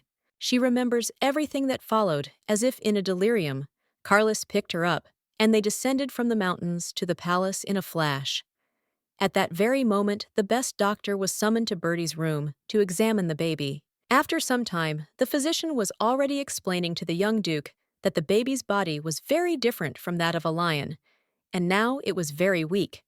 Moreover, she had caught a cold, probably caught it during the rain. Carlos looked at his beloved furry friend, and it was very painful for him. How could she have gotten a fever from a simple rain? Thank God she wasn't injured, and the cold would be cured in a few days. The young duke had the whole household in an uproar. The doctor was sent back to Bertie's room, even if the girl was just sneezing. The boy had never been sick before, and he wouldn't understand what a common cold was. He also couldn't understand how his sister, the daughter of the most powerful duke in the empire, could be so weak. Members of the Leo family never get sick, and here was such an adventure. But then again, she wasn't exactly a lion. He sat down next to the girl's bed and watched her breathe evenly, her eyelashes twitching as she slept. Next time, he would definitely protect her. This would never happen again. She would be under his constant supervision. Bertie sneezed again. And since the house was absolutely silent so as not to disturb the girl's peace, the sound brought the entire staff running again. And again, tea-warm blankets and a pile of medicines were hauled into the room. The servants were very worried about the girl's well-being. Firstly, the little squirrel was very sweet and kind to everyone. Secondly, the young duke would skin them alive if anything happened to the little one. The girl was starting to get downright angry about this situation. She appreciated the attention, but not that much. She was just lying there with a cold, but someone was constantly by her bed. They even monitored her breathing. Who would like that? The next morning, Joanna came into Bertha's room. The girl was feeling much better, but the woman asked her to stay in bed. She needed to gain strength and improve her health. Near lunchtime, Bertie overheard a conversation between two maids. They said the girl realized Duke Leonhardt was returning to the palace with his knights. Would she really be lucky enough to see her father? But to do that, she'd have to leave the room. Without saying anything to the maids, Bertie simply got out of bed. She wouldn't miss her chance to see her father, no matter what. The maids understood perfectly, but asked her to be very careful. One of the maids reported that all the commotion in the house was connected with the arrival of Duke Leonhardt. He would be arriving at the castle soon. He was coming because of the arson incident involving a warehouse containing food and ammunition for his army. The girl also added that everyone was talking about how smart she was. After all, if she hadn't discovered the secret of tuberosum, many of their soldiers would have died, not from battle, but from starvation. And the war was about to end. Finally, her actions are beginning to yield positive results. The army won't retreat, but rather will make progress in breaking through the enemy front. And most importantly, she will be able to see her father. If you think about it, she did all this solely out of love for her father and her own safety. She needs revenge on her vile aunt, as well as on the traitor Ritter, and she will definitely do it. But by saving her life and trying to change everything this time, She helped many people, and this couldn't help but bring joy to the kind and courageous little heart of Balachka. But that's not all. There are many good things ahead. The girl blushed slightly at her thoughts again. But the maids thought the little one's temperature had risen again, and they had to put her back to bed. They couldn't let the little mistress get sick again. The next morning, Bertie woke to shouts coming from the street. Approaching the window, the girl saw a throng of people shouting and cheering. Had this really happened? Had the army and the Duke returned home? How joyful the warriors' faces were. They had spent 5 long years on the battlefield, not seeing their homes or families.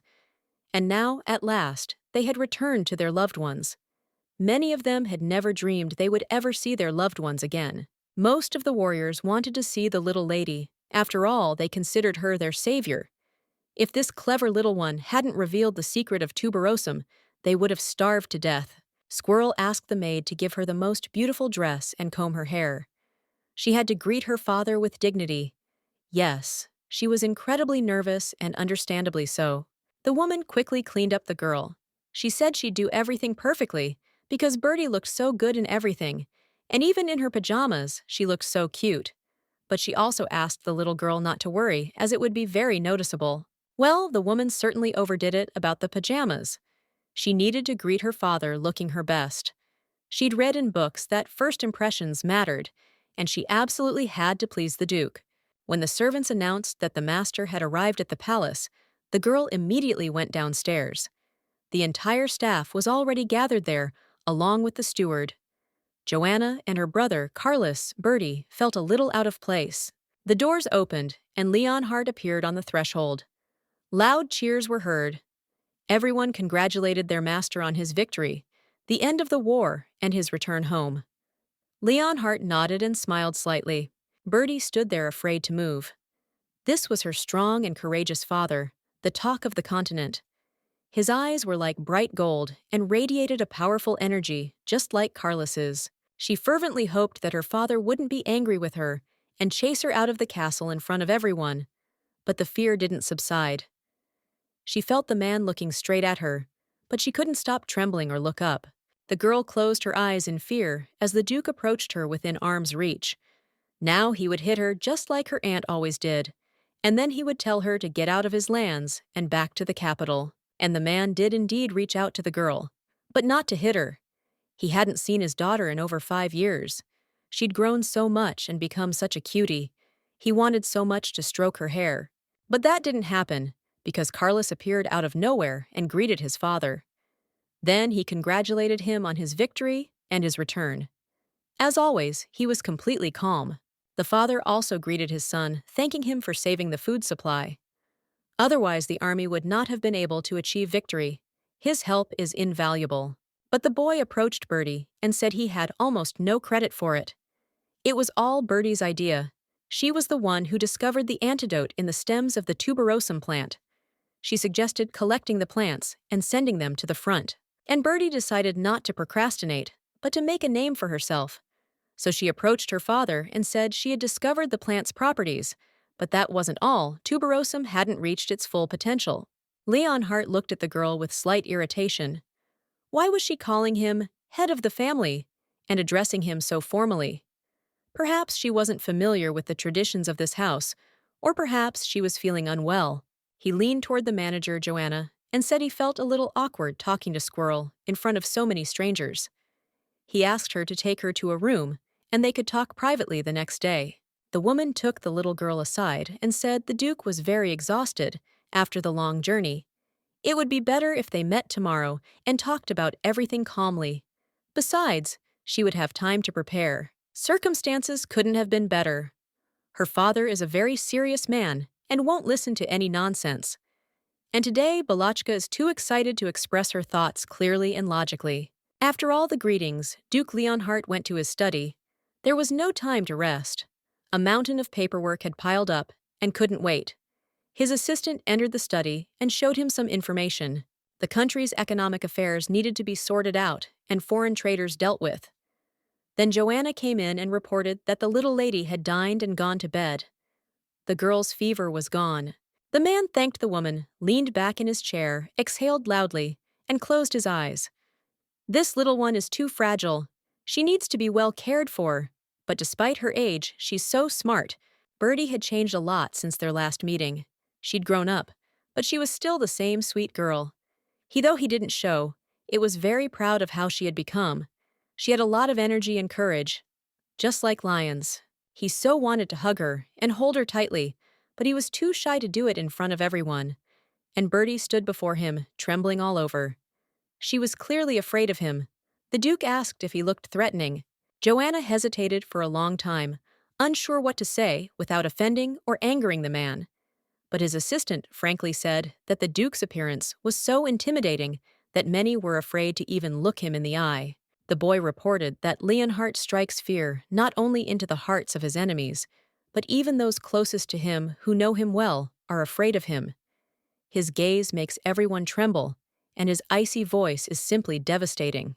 After such revelations from his assistant, the Duke felt a little dejected.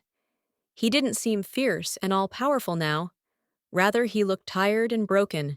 But he was a man like everyone else with the same feelings. How could he win the trust and love of his little daughter? He needed to come up with something. It couldn't seem pushy, so the Duke decided to prepare something to remedy the situation. Leonhardt spent a long time writing something on sheets of paper, then called his assistant and asked him to prepare everything for the next day's meeting with Birdie. Seeing the notes, the young man smiled and said he would have everything ready. In the morning, the little squirrel was restless. She put on her best dress, braided her hair, and went down to the living room. It wasn't as if her fear and anxiety had passed. She was still nervous before her important conversation with Duke Leonhardt. When Birdie approached the table, her mouth dropped open in surprise. Why were there so many unique sweets here? Had the chef decided to put on a dessert display in honor of the arrival of the main lord? Or was there some kind of holiday today? The Duke's assistant immediately ran to the girl. He helped her sit down at the table and politely asked which delicacy she would like to start with.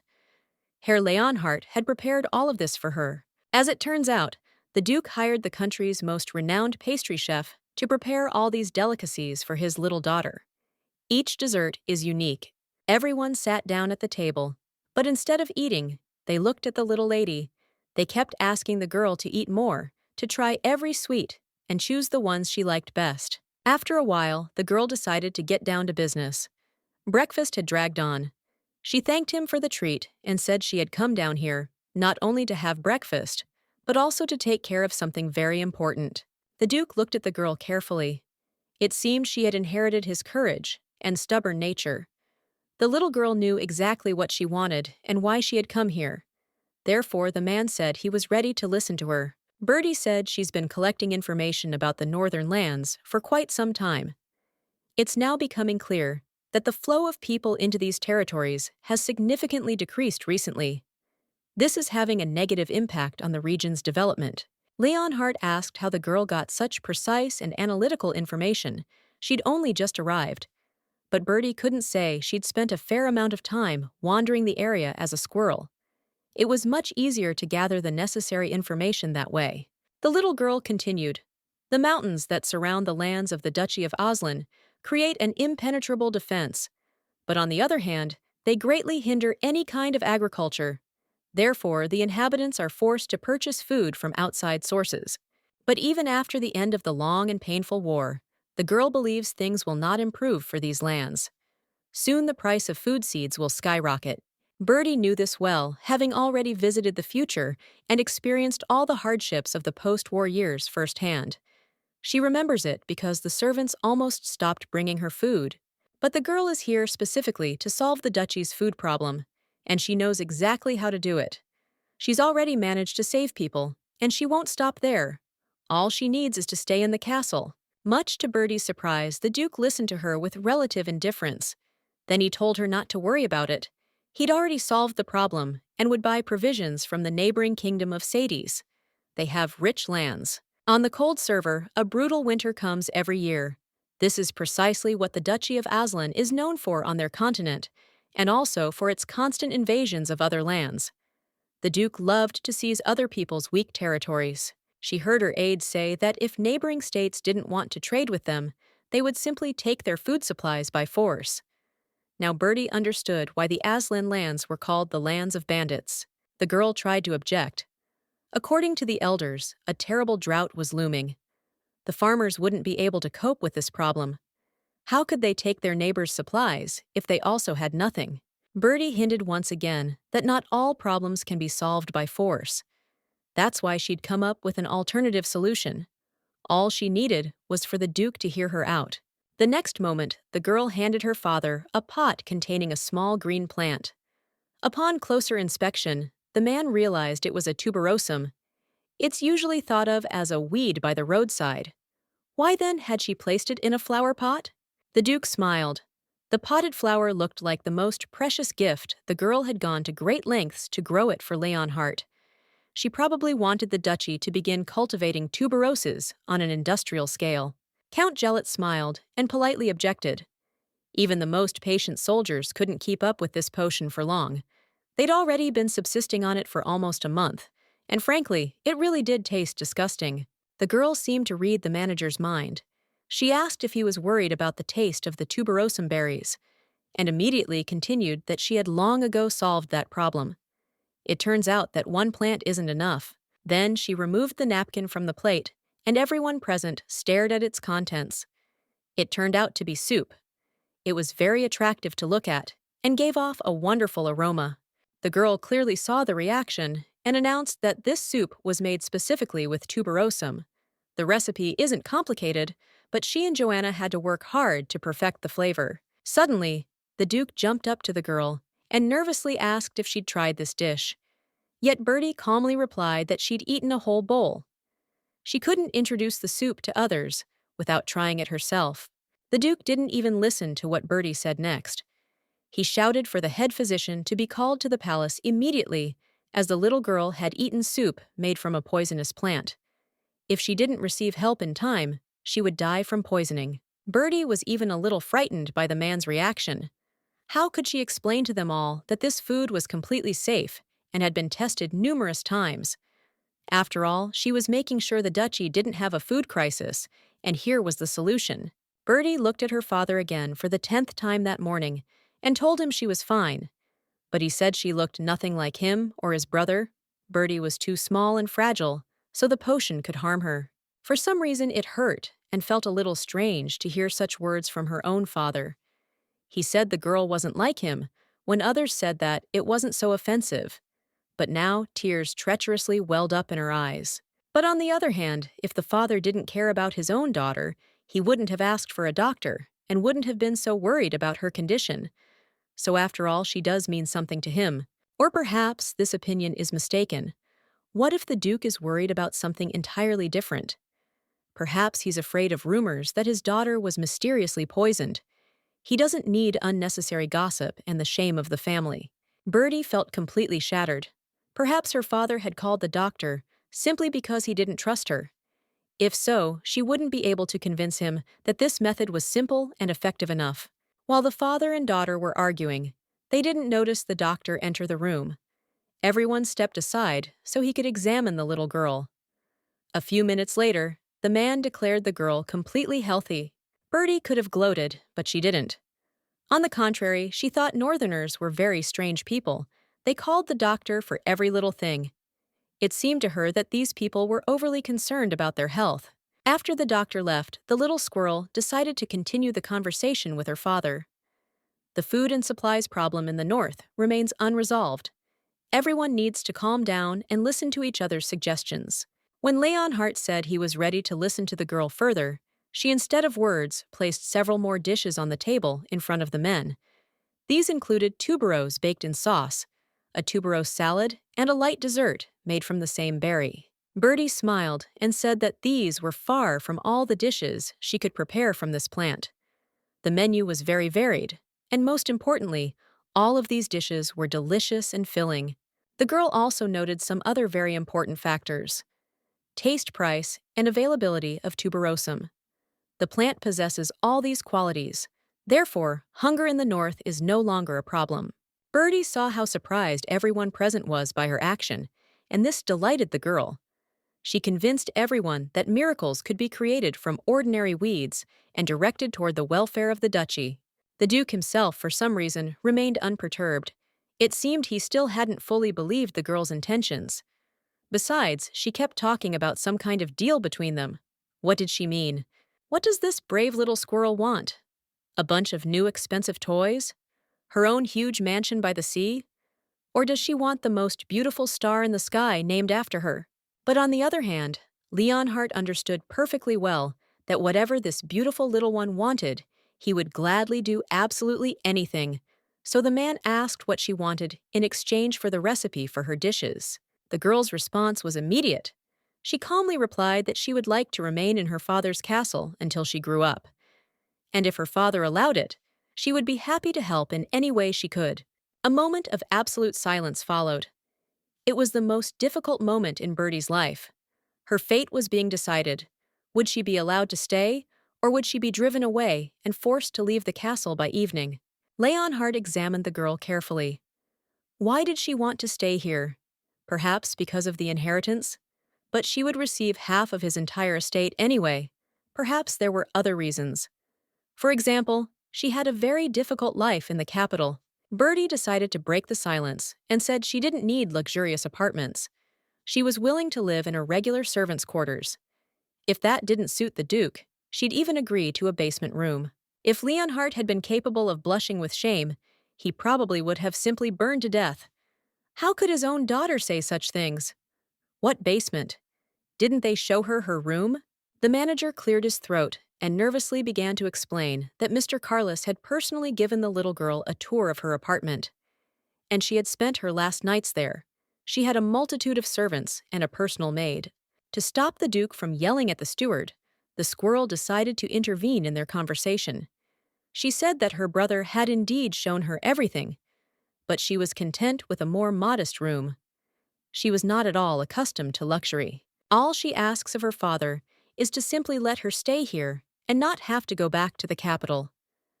Bertie silently thought that this way she could run away anywhere when she grew up, and then fulfill her dream of becoming a merchant. The Duke was silent again, looking at the little girl. After a long pause, the man announced that this was not going to happen. Bertie's mood immediately soured. Perhaps he should be offered payment for his stay? Or even get a job as a servant in the castle. The little girl could barely hold back her tears and couldn't understand what the man meant. He simply told her to go to her room and said that it wasn't customary to pay rent in his family home. It seemed Bertie had angered her father. So what should she do now? This brilliant plan has completely failed. No one cares about tuberium dishes, and no one is going to leave her in the castle. She'll have to start all over again. Utterly disappointed, the girl returned to her room.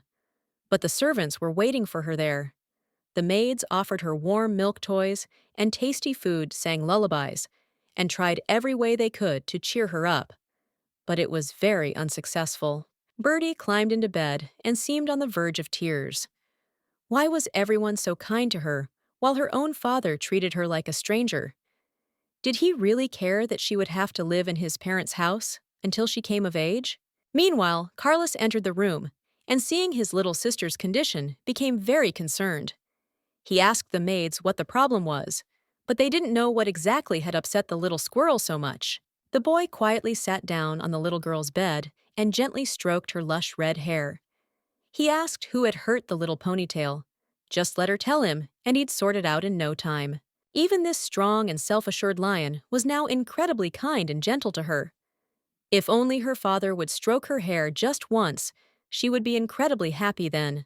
When the girl was left alone in her room, she again had the opportunity to reflect on the situation. Why did everyone continue to fuss over her? After all, the Duke had made it clear that it was time for Bertie to leave the castle and return to the capital. At first, her goal was to stay in her father's castle, solely for safety reasons. But it turned out there were so many good people there, and most of them truly loved her. Bertie would very much like to stay and live with them. But to become part of the castle, she would have to try again to convince her father to let her stay. She still couldn't understand what he meant when he said there was no rent at her parents' house. While Bertie slept peacefully in her bed, the conversation continued in the Duke's study, Joanna reported, and the little lady fell asleep. She had eaten well during the day and taken a walk, but went to bed early and was very sad. Leonhard announced that everyone must constantly monitor the squirrel and pay attention to every detail. The little one was very weak. She wouldn't survive the northern cold, and he wasn't going to simply watch her suffer. He wanted to bring her back to the capital because it has a wonderful warm climate that promotes growth. But it turns out she's very lonely there, so Bertie is doing everything he can to stay here in the north.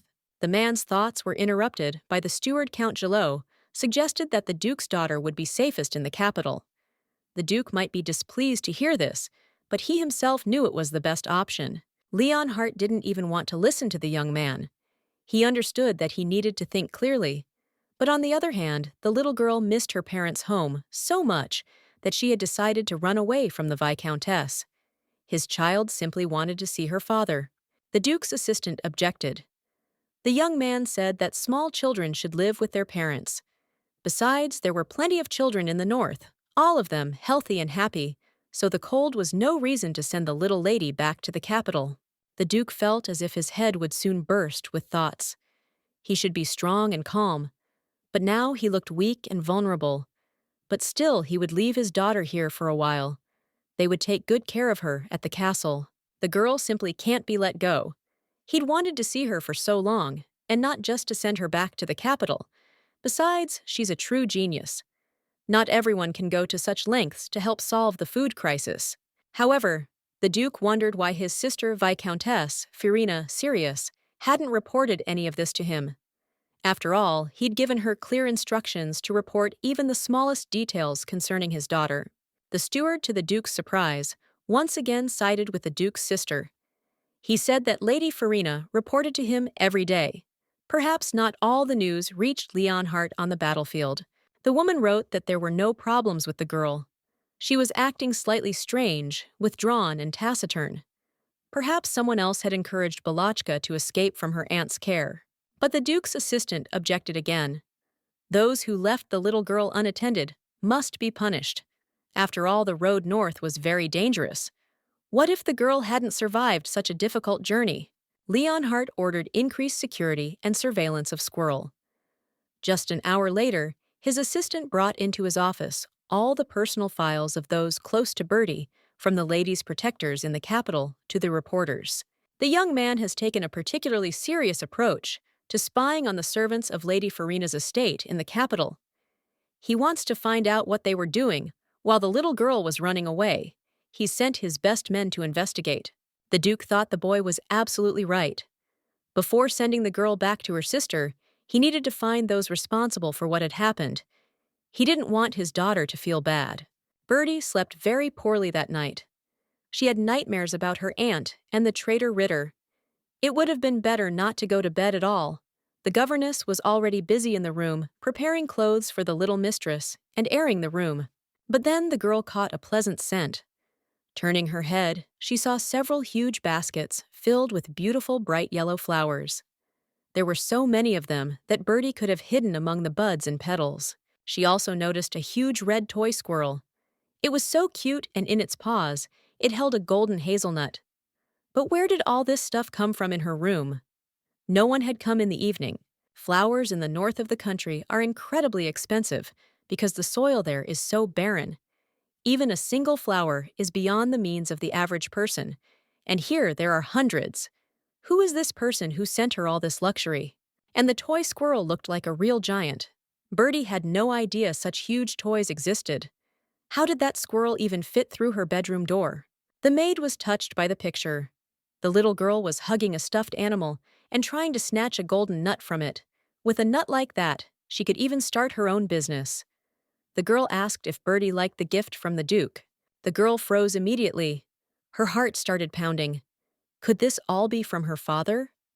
But why?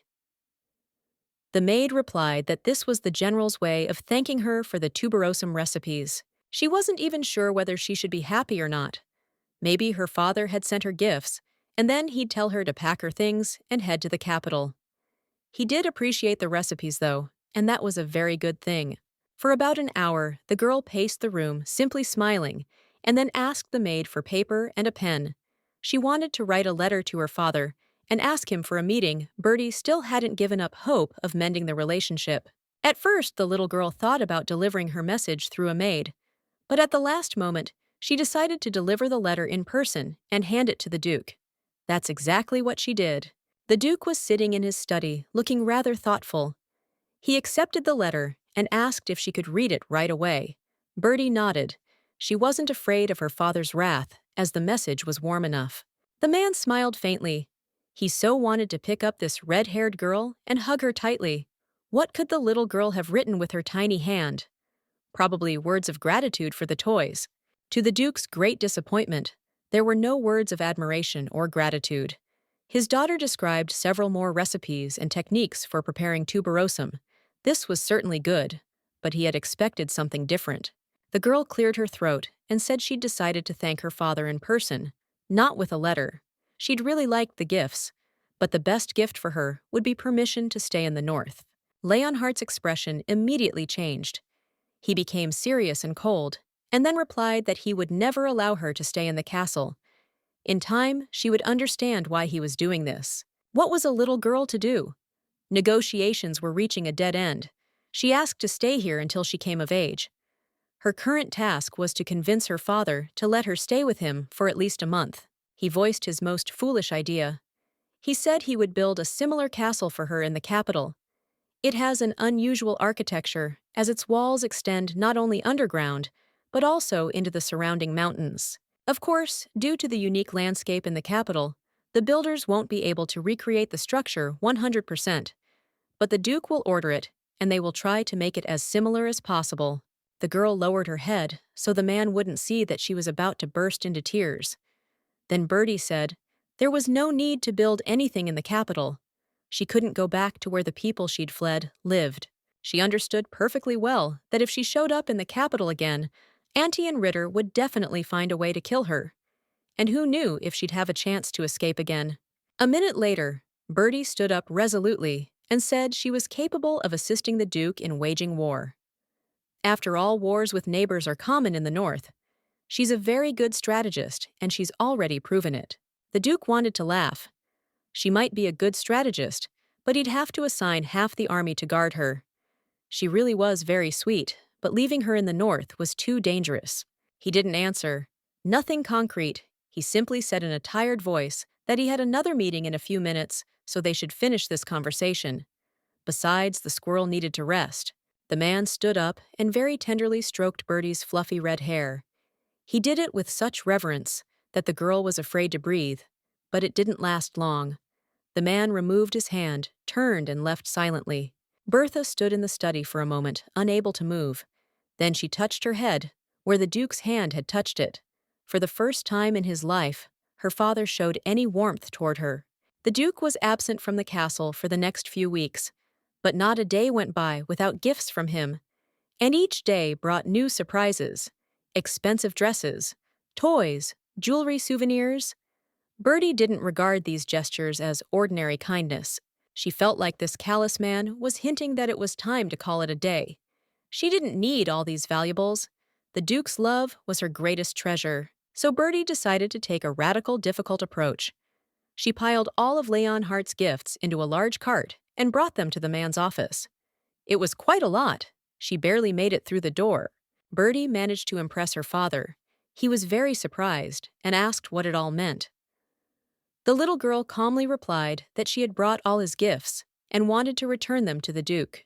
The man asked for an explanation.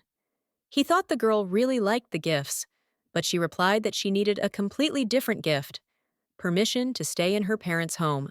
The Duke looked thoughtfully at Bertie, who was briskly unloading a cart laden with various boxes. How he regretted not having been a part of her life. He hadn't seen her grow up, hadn't hugged her, hadn't played with her. He'd missed out on her entire childhood. The last time he held her was when she turned 1. But it felt like yesterday. The more he looked at Bertie, the less he wanted to let the little girl go. Winter hasn't arrived yet, and even in the north it's still summer. Maybe he should let the little one stay here until the cold weather sets in? And then he'll definitely think of something and send her back. More than anything, the man feared showing his weakness and true feelings for this little girl.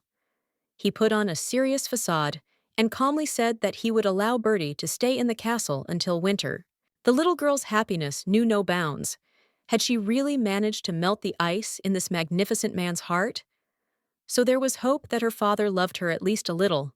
Perhaps she could convince him to keep her until summer. She so wanted to run up to the Duke and hug him tightly, but she restrained herself with all her might. Winter was just over a month away, and she needed to figure out a way to stay here longer. Then the Duke asked the girl to gather all her gifts and take them back to her room. He gave them to her to give her positive emotions, and he would be offended if she returned them. The girl nodded her head rapidly, and then unexpectedly for herself, leaned toward the man's ear and asked him to give her a simple fatherly hug and the opportunity to spend more time together instead of a bunch of gifts. Meanwhile, on the other side of the country, in the capital of the Kingdom of Astrum, a grand celebration was beginning. The streets were crowded, and the atmosphere seemed very lively. The city, as always, was in full swing. Guards lined the main street, and a few minutes later, the imperial carriage appeared, carrying His Majesty and his wife. The people cheered and greeted the head of state. Nator Dux. Astrum, the king of the state, was still quite young. He sat majestically in his carriage and smiled at the townspeople. They all thanked him for stopping the war and bringing some peace to the people.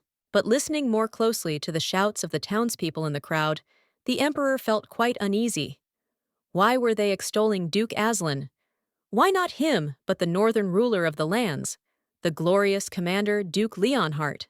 The woman tried to calm the emperor and asked him to ignore the cries of the foolish people. They understand nothing of military strategy. The head of the state should not be on the battlefield. He leads the state. The emperor's companion also said she had a very good plan for getting rid of the annoying duke, but he needed to listen to her carefully. To do the job perfectly, one must be a master of one's craft. Meanwhile, Count Gelot was receiving an unknown man in his office in the middle of the night, and the steward seemed somewhat alarmed. He asked the stranger not to come to the castle for a while so as not to arouse suspicion. The man didn't seem too worried about it. He smiled at the count and said everything was fine. He was there completely secretly, and no one had seen him. He had thought everything through in advance, down to the last detail. Not a single living soul in the castle knows that his own daughter set fire to the warehouses containing provisions and weapons for Duke Leonhardt's army. She carried out the order and died as planned. Her body, of course, was never found. Count Gelot looked at the man with a serious expression. Why was he telling him this? Was he expecting sympathy?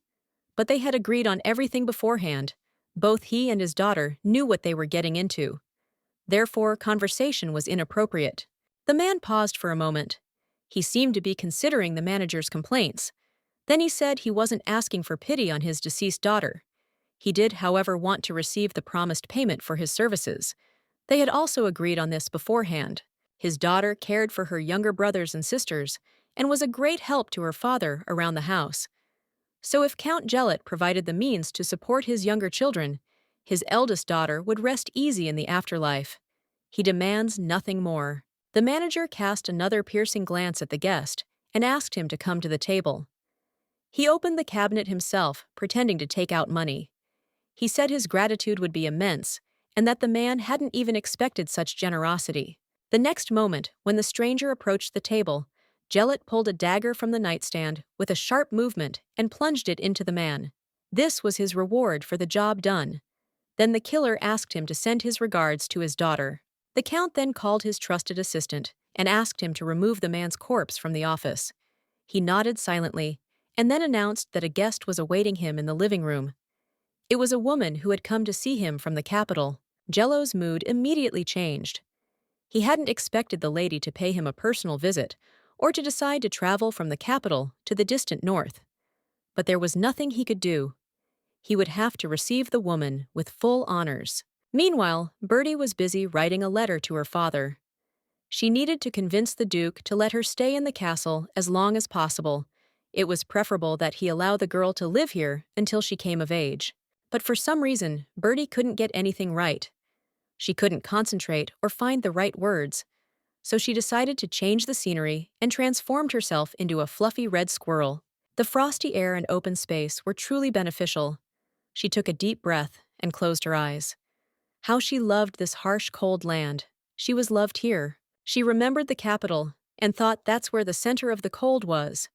Even Aunt Farina's servants despised her there.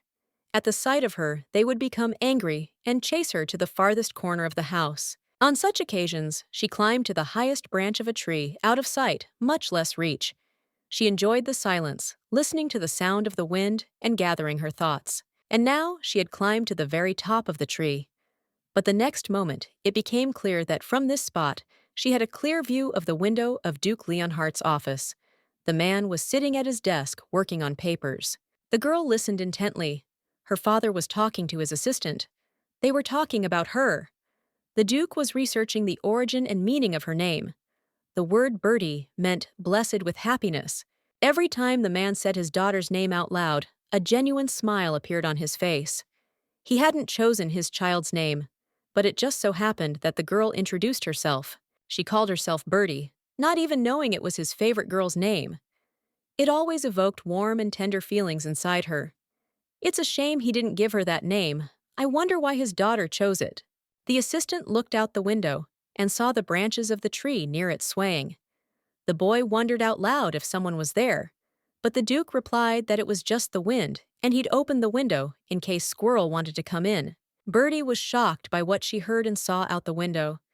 It turned out her father had been pondering her name all this time.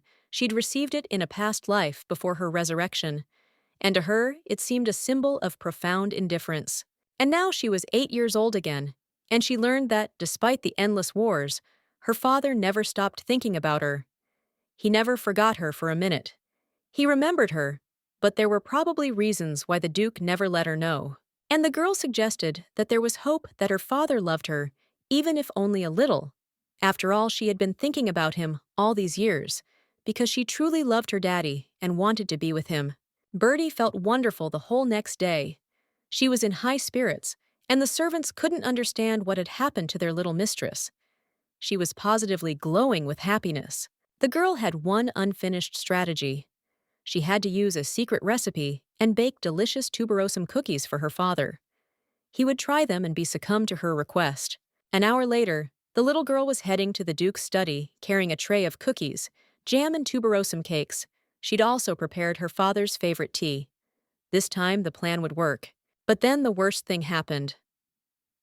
A woman was standing by the door to her father's office, and Bertie remembered that silhouette perfectly. She couldn't be mistaken. It was her Aunt Farina. But what the hell? What was she doing here?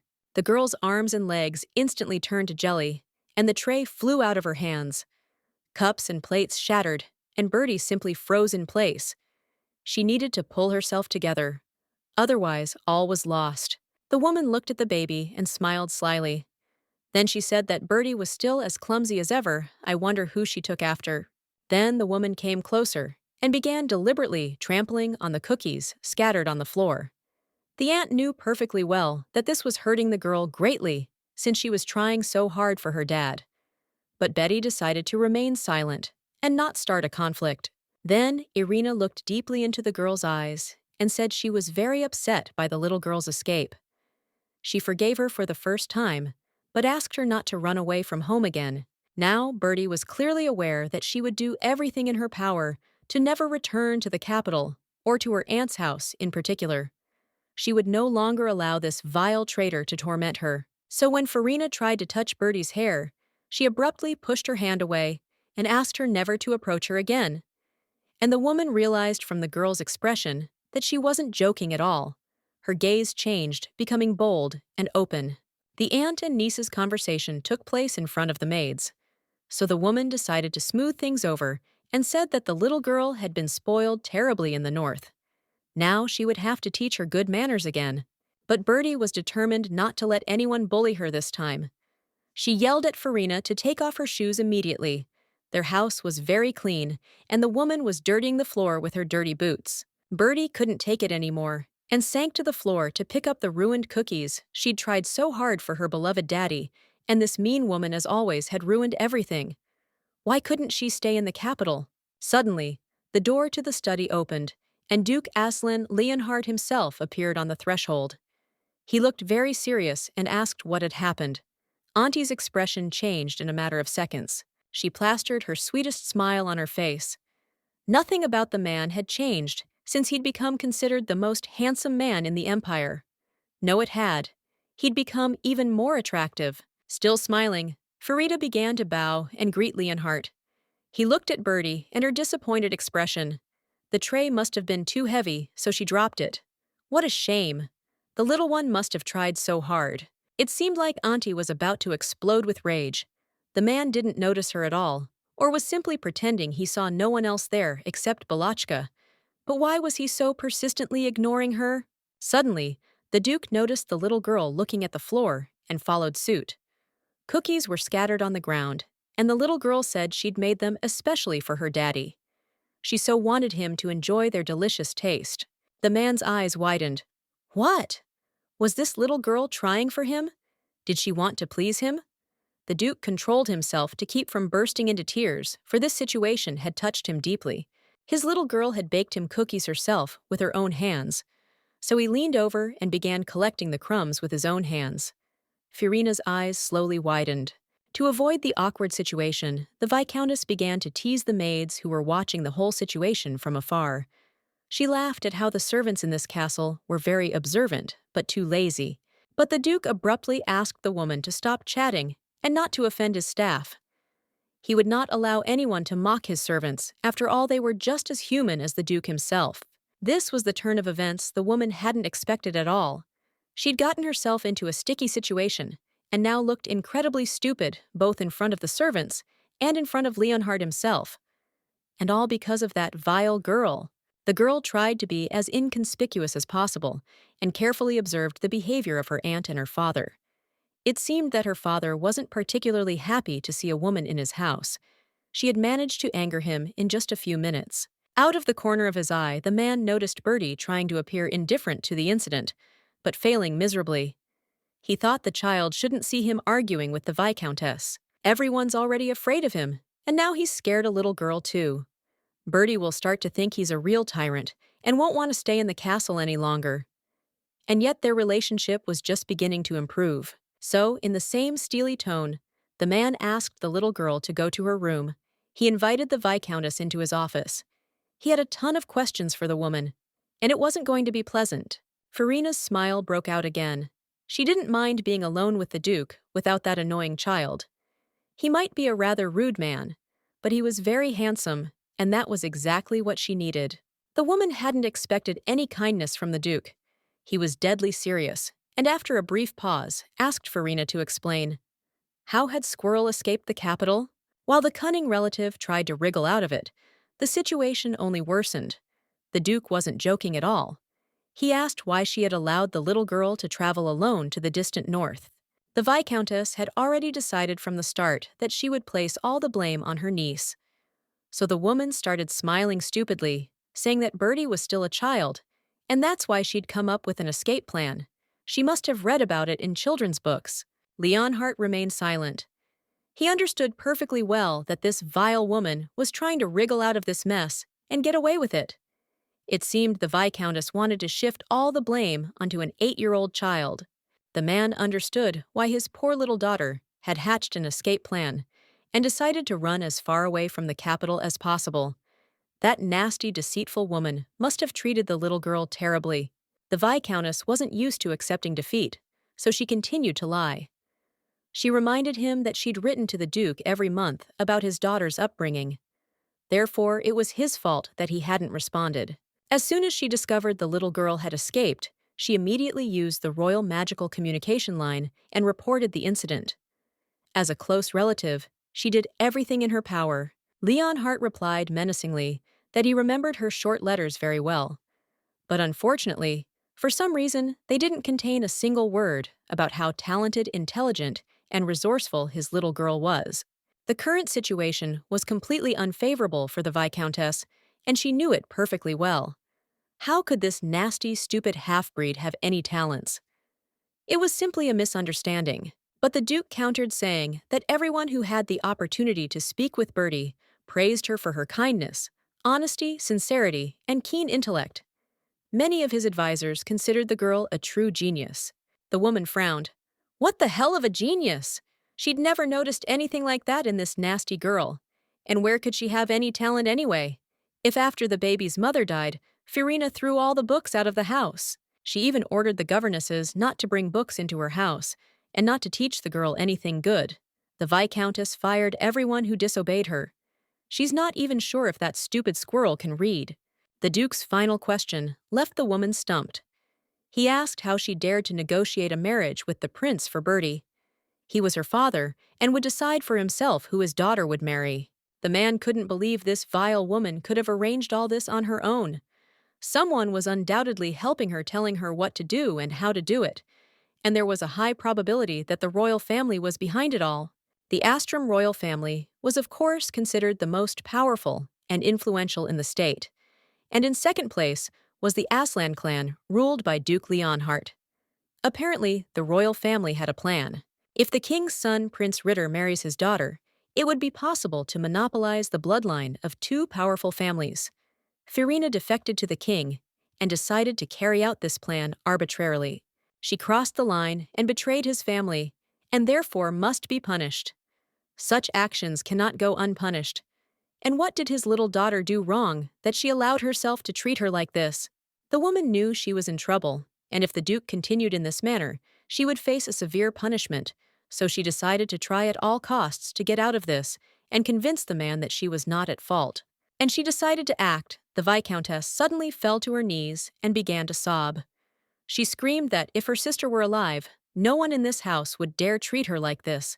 She missed her so much. Doesn't the Duke remember how before her death, his wife asked him to take care of her younger sister Fiorina? So why is Leonhardt now so cruel to her and accuses her of all sins? Leonhardt bowed his head for a moment, thinking yes. In his last letter, his late wife had asked him precisely for him to be kind to her sister, and to support her, as she would take care of their daughter. But the Duke suddenly replied that he had tried his best to help Fiorina. But after his youngest daughter ended up on the street, he no longer wished to indulge the Viscountess's every whim. Enough. The man said that only out of fond memories of his wife would he allow his relative to stay in the castle for a while. He ordered the servants to prepare a guest room for her. Fiorina wanted to explode with rage. She'd been expecting a completely different reception and attitude. Ideally, she'd have been offered the Duke's permanent residence. And now he was even forbidding her from taking custody of this brat. Her plan had failed miserably. She'd only cared about Bertie at all because it wasn't the Duke who'd asked her to, but someone else entirely. And she would have benefited handsomely from the marriage. But alas, it wouldn't happen. But as always, there was a backup plan B, and the woman would do everything she was told to secure the most masculine and handsome man in the kingdom. She was willing to do anything to achieve this. The woman held up a vial of purple liquid. She just had to do as she was told, and everything would be fine. She just had to drink this, and everything would fall into place. In the morning, Bertie felt a little agitated. Even her maid noticed. To avoid unnecessary questions, the girl said she hadn't slept well. How else could she sleep with Auntie here? There was a knock at the door, and a maid appeared on the threshold, carrying a huge box. More gifts from Duke Leonhardt. Soon there would be no room to put them all. She had begged her father not to send any more. But of course he wouldn't listen. This time, the gift was especially flamboyant. The Duke decided to give his little girl a northern silver fox fur coat. It was truly a stunning, unique piece, but the girl felt out of place in it. But it turns out that wasn't all the gifts. On the table lay an envelope containing a letter from the Duke. He had finally heard her request and written. She would treasure this message for the rest of her days. Before her transformation, the girl had never received a single letter from her father. She wrote him hundreds, but never received a reply. Even on the day of her coming of age, she heard not a word from the Duke. Now she had amassed a whole collection of short but sweet letters from her father. The days when she could only imagine what the Duke's handwriting looked like were already a blur. While the girl was sorting through Leonhardt's letters, she didn't notice how the door suddenly swung open and Auntie appeared on the threshold. She didn't even deign to knock. That wasn't her style. The woman also forgot to say hello. Right from the doorway, she ordered the girl to show her something she was hiding in her gold purse. But Bertie refused. It was her treasure, and it wasn't for prying eyes. Thank goodness the evil woman turned her attention to the exquisite fur coat the maid held in her hands. She immediately ran over to the garment and tried it on, declaring it would suit her perfectly. But the maid, in a calm and confident tone, said the coat wasn't intended for the Viscountess. It was a gift from the Duke for his young daughter, and Mr. Leonhardt would probably object to anyone trying on Bertie's clothes. Irina didn't expect to be treated like that. How could a maid even speak to her in that tone? She wasn't planning on stealing the coat, and she'd given up trying it on. She'd simply decided to touch it. The maids saw how the girl reacted to the behavior of this rude and spiteful woman, so they decided to calm the little one down by any means necessary, bringing her a tasty treat and sweets, as well as a bunch of toys. The girl decided to protect the poor maids, whom the Viscountess had scolded for absolutely nothing, so she asked the woman to behave as befits guests of the Aslan family. It's not customary to be rude to servants here. The woman's face instantly twisted. This brat had humiliated her, and in front of the servants no less. If they hadn't been there, this little rat would have gotten a good slap on the back of the head. It's a shame she can't do it in front of people. The poor maids felt uneasy and asked Bertie not to argue with her aunt because of them. But the girl had a completely different opinion. Afterwards, she asked them to leave. She needed to speak with this traitor alone. Woman, I don't understand a lot about this nasty little girl's behavior. I also don't understand why all the servants, including the Duke, call the girl Bertie, who gave her this horrible name. While the Viscountess was lost in thought, the maids had left the room, leaving her alone with her niece. Surprisingly, the little girl wasn't frightened, but asked what her aunt wanted to tell her. The relative sat down defiantly on the sofa and said her niece was behaving inappropriately. She had completely forgotten what good manners and upbringing were. It was all because she had left the capital. The woman continued her game. She said she heard the girl's name being called. She really liked it too, and thought it suited her niece perfectly. Farina decided to tell the little girl about a very interesting tradition in the North people. They believe a name is very important, so they deliberately don't give it to unwanted children. And Bertie is an unwanted child. That's why she didn't have a name until she was 8. The Duke knew this perfectly well, but even now he doesn't bring it up. The woman pretended to be very sorry and sympathetic to the little girl. And then the evil deceiver began to strike at her weakest point. She said that for the sake of her late sister, she had asked the Duke to give her a name, but he had refused and asked the Viscountess not to raise the matter again. Farina reveled in hurting the girl, but she remained calm and listened attentively to the nonsense this deceiver was spouting. Auntie's words were very different from what she was hearing here. She vividly remembers the day she overheard her father and his assistant talking in his office. He was telling her he'd spent many days choosing a name for his baby girl. I wonder why this woman came north and why she's lying to her so blatantly now. Apparently she wants to ruin Bertie's relationship with the Duke, and the little girl was trying so hard to finally mend things and get her father's attention.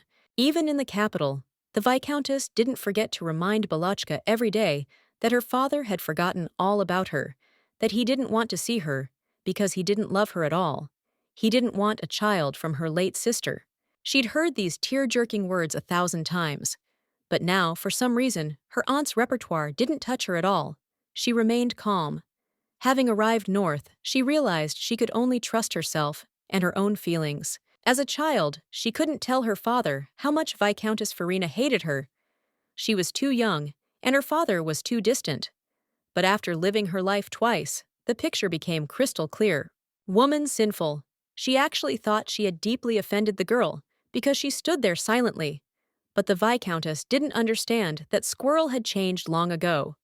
She wouldn't let anyone hurt her again. The deceiver hoped she'd done everything right, and that the little girl would once again cower in a corner, silently obeying her every command and enduring humiliation. It had always been that way, and it should remain that way. Bertie looked at her aunt and realized she'd been lying to her all this time. Even in her past life, her words about her father not loving her had been ingrained in the girl's heart. But now she realized it was all a lie. But now she doesn't have the strength to fight this powerful and cunning woman. What can Bertie do to her without money and a roof over her head? Getting revenge for all the wrongs won't work for now. She needs to figure out what's important now. Now it's important to stay in the Duke's castle as long as possible. She agreed with the Duke to stay north until winter, but she needs a little more time, specifically until she comes of age. She urgently needs to come up with something else to convince her father to keep her here longer. She needs to be needed, and the tuberosum find isn't enough. Something else is needed, so the girl headed straight to the Duke's library. There were plenty of books there. She was sure to find something useful there, something that would help her get out of her current situation. There was no time to waste. In the morning, the maid came into the room to wake the little girl for breakfast, but was very surprised Bertie was sitting at the table, surrounded by stacks of books, writing something down. She was very concentrated. Finally, the little girl rose from the table. A smile played across her face, seeming completely pleased with herself. She held several sheets of paper covered with writing and was about to take them to Duke Leonhardt. One of the maids took pity on the poor girl. She'd probably been writing all night and hadn't even gone to bed. So the governess suggested Bertie get some sleep while she took the letter to the Duke and delivered it personally. At breakfast, Carlos studied his sister closely. He thought she'd changed a lot in the last few days, matured perhaps, but today she seemed very tired and too calm. But when the guy asked what had happened to her, she calmly replied that she hadn't slept all night. Her brother was surprised. Just one night without sleep, and she already looked like a squeezed lemon. Was Kvostik really such a weakling? But the girl was exhausted and so sleepy that she even decided not to respond to her brother's jokes. Let him joke. He wasn't doing it out of malice. She already understood that. So there was no point in snapping back. But Carlos decided to stop tormenting the little girl and help her. He said that all Aslans were very strong and resilient. Therefore, the girl shouldn't be any different. She needed to try, maybe even train herself to be perfect. Meanwhile, a maid delivered a letter from Bertie to Duke Leonhardt's office. He was slightly surprised, but accepted it nonetheless. The maid reported that the little girl had been up all night reading books and taking notes. The man frowned. He'd asked his daughter to take care of her health and her condition. She was probably very tired if she hadn't slept all night. It wouldn't take long for her to get sick. The maids needed to keep a closer eye on Balachka. Even at first glance, it was obvious the girl had been in a hurry and had done a lot of work as her handwriting was sloppy. According to what Bertie had written, a major catastrophe was about to occur. The Duke called his assistant Pages and informed him of the news. It turned out that this catastrophe could not be prevented or avoided. Human resources here were too weak and very few in number. Since there was so little time left before disaster struck, action was needed as quickly as possible. Therefore, Leonhardt ordered everyone, including the servants, to gather in his office. They were to listen to Squirrel. By lunchtime, all the castle's inhabitants were in the Duke's study. The man asked his little daughter if her calculations were true, as this was a very serious matter. The girl looked around the table and declared her calculations correct. This was a future forecast which showed that the continent's climate would change radically, causing a real catastrophe for all residents. The manager's expression made it clear he didn't believe her and thought the girl was simply making things up. It was just a prediction, and predictions, as everyone knows, often don't come true. Besides, where did the child get such information? The girl anticipated that many questions would arise, so she was well prepared to answer everything as clearly as possible. She had witnessed this disaster with her own eyes in a past life. But Bertie would keep that to herself. The little girl opened the notes and showed everyone information about how such catastrophes had periodically occurred on the continent. And scientists of old had written about this. They had also warned that it would happen again. Accounts said the continent was gripped by an icy cold. All living things froze in the terrible cold. The waters dried up, and all plants simply froze in the icy wind. People were unprepared for such changes in the environment, so they faced terrible cold, and of course, hunger. Many people died, simply because their food supplies ran out. Count Gelet intervened again. He looked at it all with skepticism and said that trusting the tales of some ancient travelers was foolish. One should rely on confirmed facts. The manager continued. A little girl can't fully understand the climate change situation. Besides, we need to check the sources she read this information from. It could be a collection of children's fairy tales. But Bertie was fully prepared for this turn of events. She pulled a stack of books onto the table and suggested they study the climate research of the Astrum Kingdom's scientists together. These men were grown and educated unlike her. Everyone in the office began to look at the scientific records and were extremely surprised that Bertie had managed to find them and systematize all the information about climate change over hundreds of years. Everyone has read that when a blue star rises in the sky, famine and devastation descend upon the earth. If a little ice age occurs approximately every 200 years, and the last one occurred in 4860, then a new one will begin very soon.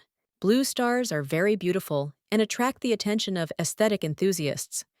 They seem like a blessing from heaven, but in reality, such celestial bodies foretell a terrible disaster awaiting humanity. In years when blue stars rise in the sky, rain falls less and less frequently. A terrible drought sets in. Even grass and moss stop growing. This in turn leads to food shortages. Then comes the coldest winter, which lasts a very long time. And it is then that humanity's struggle with the Great Famine begins.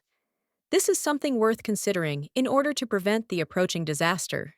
The Duke's advisors suggested that food supplies could be prepared in greater quantities to survive the famine, but Bertie reminded them that in addition to famine, the continent would suffer from prolonged winter cold. Of course, to survive the terrible winter, the first thing you need to do is stock up on plenty of food and firewood. Only then can you avoid the terrible famine and stay alive. This was Bertie's plan for the continent. The girl suggests using tuberosum as a strategic product. They are capable of growing the plant and harvesting its tubers themselves.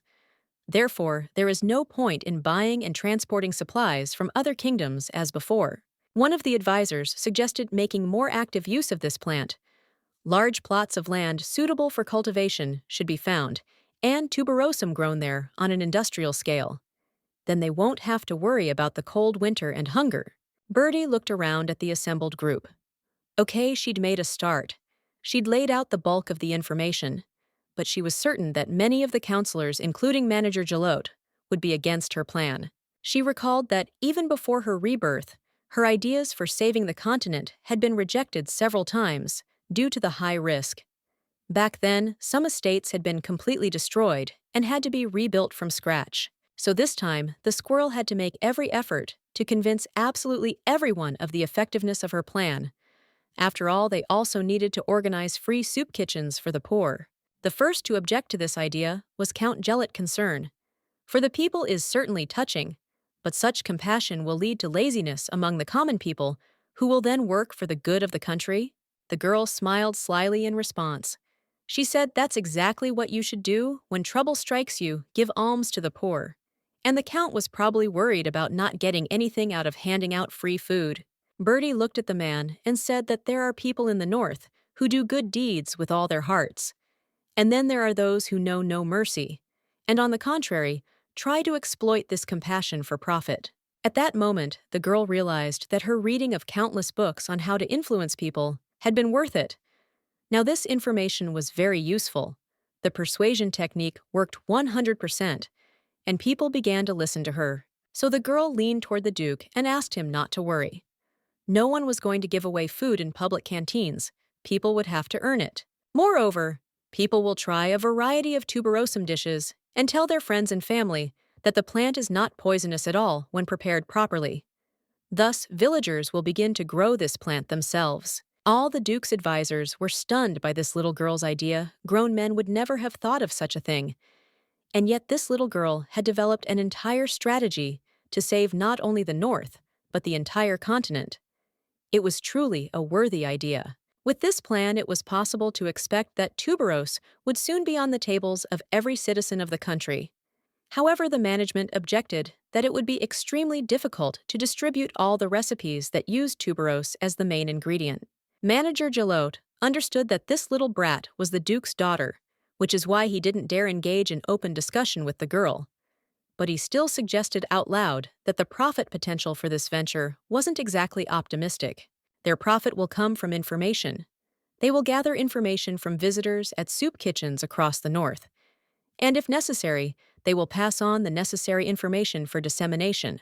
The Duke was amazed by his little daughter's intelligence and insight. Indeed, information could be the most powerful weapon, and he had seen this for himself many times. How proud he was of his little girl. But Duke Leonhardt wasn't the only one astonished. All the advisors present were mildly surprised. After all, everything was obvious, yet not one of them had been able to come up with such an effective solution to the problem. But there's one more nuance that needs to be addressed. Unlike last time, when we had to prepare for famine, this time the budget must be allocated to domestic policy. The Duke nodded. He fully supported his daughter. While the war was going on, most of the budget had been spent on her, but now the need to spend money on weapons had disappeared. Therefore, there were surplus resources. The Minister of Finance confirmed the Duke's words. The country's economic situation has indeed improved. The financial situation is quite stable, so there's no need to worry. The minister also added that there was now enough money to fill the castle's granaries to the brim and help ordinary residents of the capital and other cities with food. And Bertie mentally exhaled. Everything had been resolved happily. The girl thought for a moment and decided not to reveal any more information. She would save her most important trump card for another occasion. For now, she would allow the adults to continue to manage the situation. After a long and tense meeting, Bertie decided to go out into the garden and take a short stroll. She was terribly tired of proving her case to grown men, so she needed a break and some fresh air. Although the girl was tired, her spirits were particularly high. For such deeds, she would most likely be forced to live in the Duke's castle, and that was worth losing several nights of sleep for. The girl was so lost in her dreams that she didn't even notice a horseman riding up to her at breakneck speed and scooping her up in his arms. It was Carlos, and he gave the little girl a terrible fright. The boy said he'd like to take a walk with his sister to an interesting place, but Bertie, so frightened, thought she could only take a walk to heaven where she could be reborn a third time. They were racing so fast that the girl couldn't even breathe normally, let alone ask her brother to slow down his steed. Never in her life had she experienced such extreme sports. The boy couldn't understand what the squirrel was squealing about. He thought she was making sounds of delight at the speed of riding, so he started urging the horse on even faster to give his little sister maximum pleasure. When they stopped, Bertie leaped off her horse, then braced herself on the ground with her hands and feet. She needed to feel the ground beneath her and reassure herself that she was still alive. She felt to say the least unwell. The young Duke began to joke. He couldn't understand what the girl was looking for in the frozen grass, so he asked her to stand up, because everything around her was much more interesting. With great effort, Bertie forced herself to rise from the ground and looked around. A large, beautiful lake stretched out ahead of her. It was hard to tear her eyes away, so the little girl stood there in amazement for a moment. Carlos took the squirrel by the hand and led her closer to the water. They saw their reflections in it. The boy explained that this was Lake Aslan, and that in the north, it wasn't only the mountains that were beautiful. The guy from Tishka looked at the little girl, trying to figure out if she liked the place. Apparently the girl was captivated by the local beauty. She couldn't stop admiring the scenery. Overall, the trip had been good for her. Bertie truly enjoyed the place. She told her brother she was grateful for the trip. It was a change of scenery and a chance to relax a bit after the meeting in the Duke's office. But she would never ride a horse again. Her brother looked at her in surprise. What was this little girl even saying? She was a Duke's daughter and should be able to handle a horse better than anyone. But Bertie looked him in the eye and said she simply didn't know how to ride. Carlos wasn't exactly surprised. He even seemed a little angry. This little girl was already 8 years old. How could she not ride? How would she go hunting then? Maybe on a pony? But the squirrel wasn't one to be timid. She decided to give her brother an answer.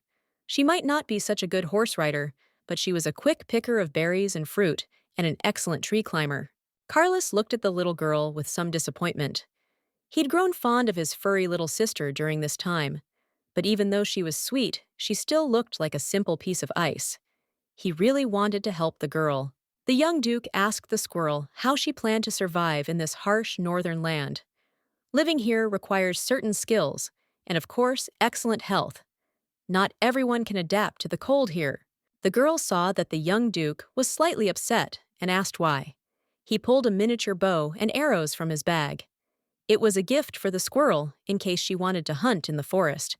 But hunting is always done on horseback. Bertie decided not to disappoint her brother.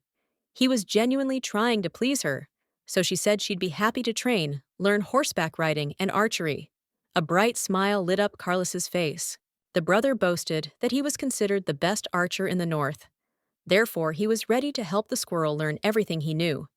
At any time convenient for the squirrel, he could give her a few lessons. It wasn't often that Birdie saw his brother in such high spirits. He simply changed before his eyes. If only his brother would always remain so cheerful and good-natured, he should probably ask him more often about martial arts. They were both so excited by the conversation that they heard a strange hissing sound behind them. It was only when Birdie looked up that she saw a huge, terrifying snake behind her brother. The girl only just managed to shout to Carlos about the danger behind her. Carlos reacted instantly. He drew his sword and, without wasting a second, began to hack at the vile, enormous serpent. There wasn't a trace of fear in his eyes. They simply turned an even deeper yellow. After a few minutes of Birdie squeezing her eyes shut and shaking all over, everything instantly went quiet. The eerie hissing was no longer audible. Opening her eyes, the squirrel realized Carlos had defeated the snake. A minute later, the brother ran up to the baby and examined her carefully. He was worried and asked if Birdie was okay, as she was afraid of blood, but the baby was fine. At that moment, Birdie realized how worried she was about Carlos. She ran up to him and hugged him tightly. The little girl was terrified that the snake would simply devour her brother. The boy hadn't felt such a surge of tender emotion in a long time. He smiled and tried to reassure the squirrel. He said defeating the snake had been easy and simple. He was even a little disappointed that his opponent had been so weak. The Duke crouched down slightly to be level with the little girl and asked her to fear nothing. As long as he was by her side, she was in absolutely no danger. He would destroy all her enemies, great and small. The brother and sister came out into a beautiful, large clearing. There was plenty of space and light enough to rest peacefully and even take a nap. Squirrel thought it would be nice to catch her breath and calm down. For some reason, she remembered the boy she'd met in the middle of the forest, who'd helped her immensely. He'd been very quiet, but he'd been undeniably kind to her. Verti never understood where he'd disappeared to. While the girl was reflecting on the past, Carlos had already prepared a warm blanket and spread it on the grass. She could lie down and even get some sleep. Her brother showed his concern for the little girl with all his might. Her brother even covered the baby up to keep her warm, and Birdie was incredibly grateful for that. She immediately began to feel sleepy. It had been quite a day. A few hours of sleep would have been nice. Carlos himself noticed that the little girl tires very quickly. Perhaps it's because of her age. Plus, she's very petite, so he tried everything he could to restore his little sister's strength. The young Duke leaned over the squirrel and even attempted to sing something like a lullaby to her. Birdie couldn't believe her brother had come all this way just to be with her for a little while and help her relax and calm down. Many rumors circulated across the continent about the Aslan's harsh discipline. Some said the lions threw their young off cliffs. It was also said that they only left the strongest offspring. People, of course, believed these tales. In reality, no one ever abandoned their children anywhere. Instead, parents sent them into battle. At an age when other children play with wooden weapons, the heirs of the Aslan family were already taking to the battlefield with real swords. The North was a very harsh land. Therefore, those fortunate enough to be born here were much stronger than other families. All Northerners, from children to elders, understood and accepted this state of affairs. For better or worse, Carlos Aslan's fate wasn't all that bad. His enemies trembled with fear at the sight of him. His servants were constantly wary of him. Strong men were always treated this way here. They were feared and revered. The cruel cold North made no exceptions for anyone. The children of dukes were little different from commoners, for all had been tested by war. But then this sweet red-haired girl appeared, and everything changed. Carlos was well aware of the impression he made on those around him. Absolutely everyone was afraid of him, but not the little squirrel. She stared at her brother with wide eyes and didn't even think of looking away. The young Duke watched his little sister sleep peacefully. He never left her side. Then the squirrel woke up, her stomach growled with hunger, and Carlos had to solve this problem. It turned out that her brother was not only brave, but also very prudent. He knew they would be in the forest for a long time, so he brought along some delicious milk chocolate. This treat came in very handy now. The girl didn't notice how only one piece remained from the entire chocolate bar. Only then did she remember that her brother hadn't eaten anything since morning either. She felt deeply ashamed, and Bertie handed the remains of the treat to the boy. He smiled and politely declined the chocolate. Carlos was also terribly hungry, but the girl had had a hearty breakfast that morning, so he'd have no problem holding out until dinner, and they'd be having dinner at home, so there were no problems. Bertie again remembered the stranger she'd met in the forest. The boy had offered her a tasty cookie, but she either out of hunger or greed hadn't shared it. Now history was repeating itself. Along the way, Bertie saw a growing tuberosum. The girl wanted to treat her brother to something more delicious. And so after walking a few meters, the girl saw a huge walnut tree. Without thinking twice, Bertie decided to transform herself into a squirrel. This way, she could quickly climb a tree, collect some tasty nuts, and give them to the Duke. This seemed like the perfect solution, so the next minute, her outfit was lying on the ground. It all happened so quickly that Carlos didn't even have time to figure out where the little girl had run off to, or what she was planning to do. And just a few minutes later, the squirrel placed a whole handful of choice nuts in the boy's palms. Carlos even felt a little awkward. This little fluffy thing had done all this just for him. It was both very pleasant and a little embarrassing. That's why his cheeks flushed slightly. It was so sweet that Carlos could barely hold back the tears welling up in his eyes. He leaned over and sincerely thanked Squirrel. He'd probably keep these nuts as a souvenir. The boy smiled and took the little girl by her fluffy, soft cheeks. She was so sweet. How wonderful it was to have a little sister. This girl melted a whole block of ice in his cold heart. The Duke did this purely out of kind, good intentions. But Bertie wasn't used to trusting people, so she glanced sideways at the boy. Perhaps he was trying to lull her into a false sense of security with his actions. Carlos saw that the little girl was very angry, but he couldn't help himself. His hands were itching to touch little Squirrel. He finally had the opportunity to care for someone. On the battlefield, he saw countless enemies dying in horrific agony. This fact had previously left the boy completely unmoved, but now he'd become somehow overly sentimental.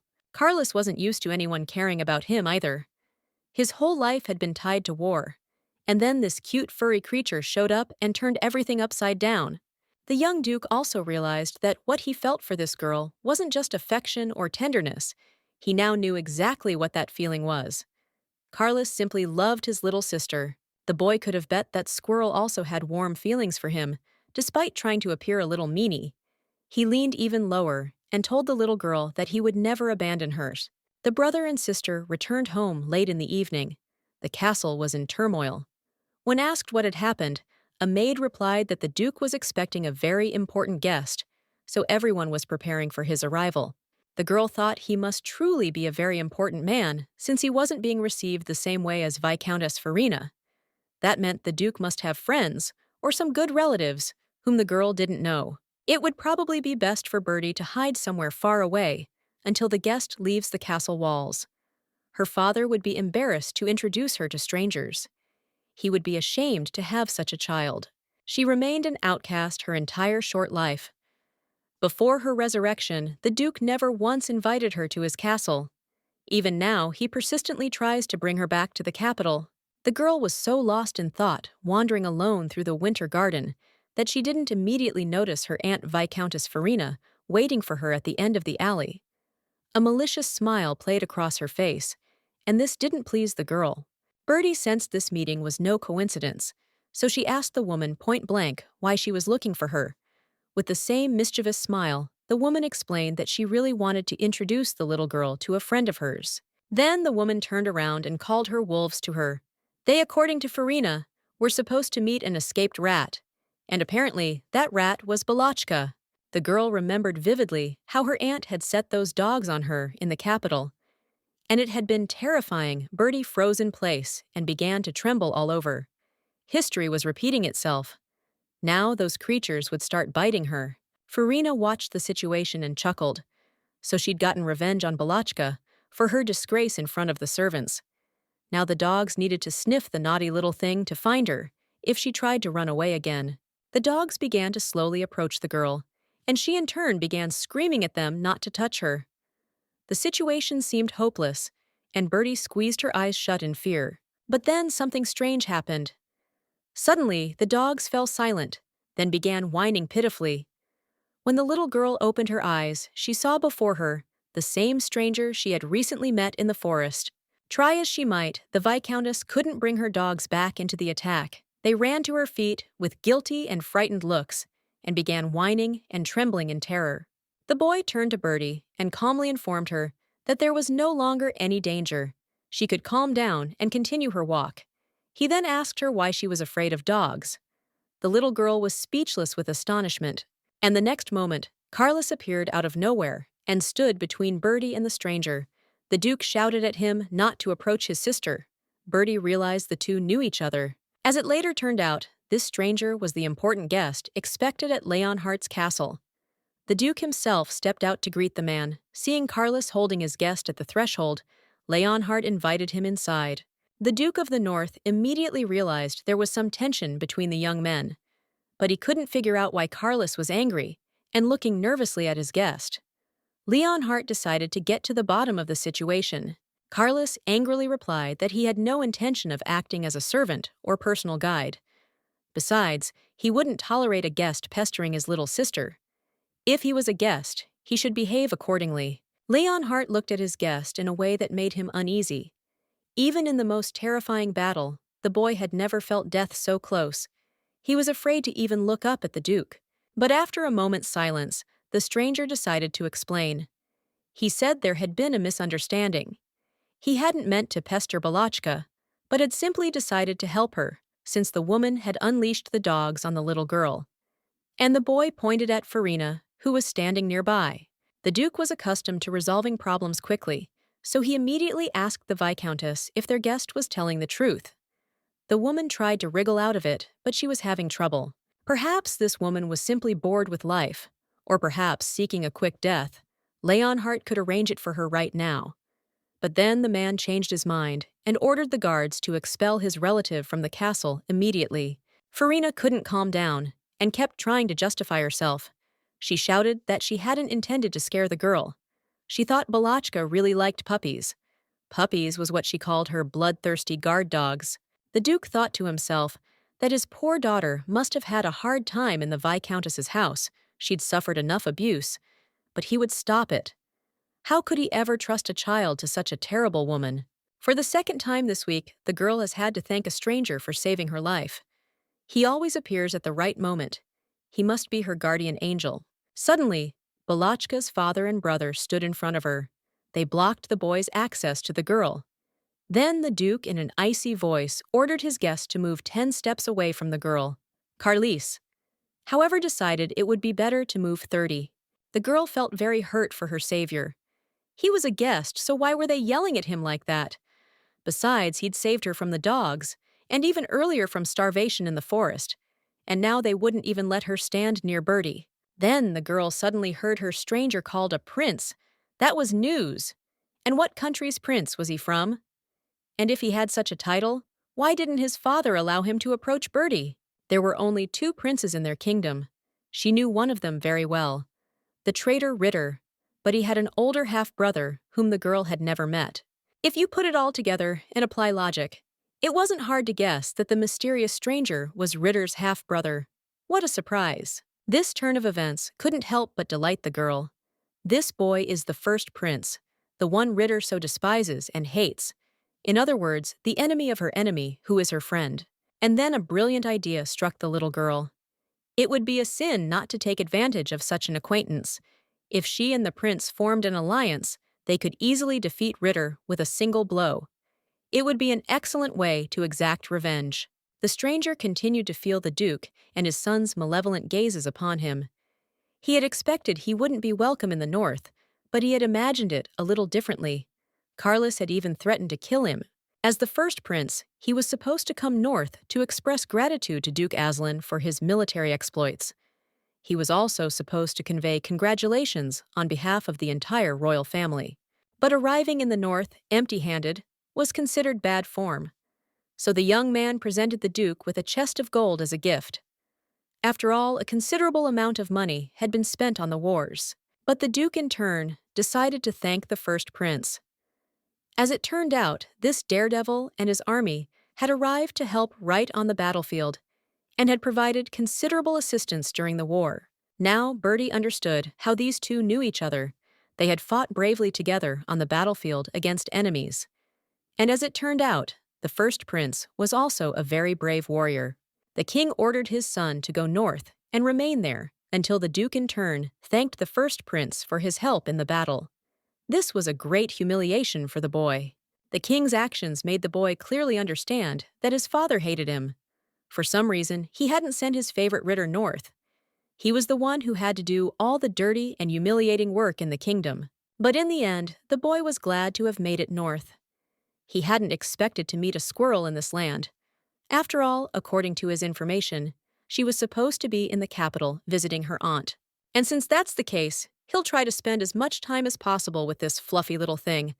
And by the way, now would be a good time to visit Bertie. And the poor squirrel, overwhelmed by the day's emotions and impressions, tossed and turned in her bed, unable to fall asleep. Hundreds of thoughts plagued her. Why did the first principal appear in the north? And why did Carlos hate it so much? The next moment, the girl heard strange sounds outside. Someone was calling her Little Star and asking her to come out onto the balcony. Curiosity got the better of her, and she decided to see who was calling her so late at night. The birth of the first prince of Arthel was not blessed. The reason was that the boy was born an anamorphic dragon.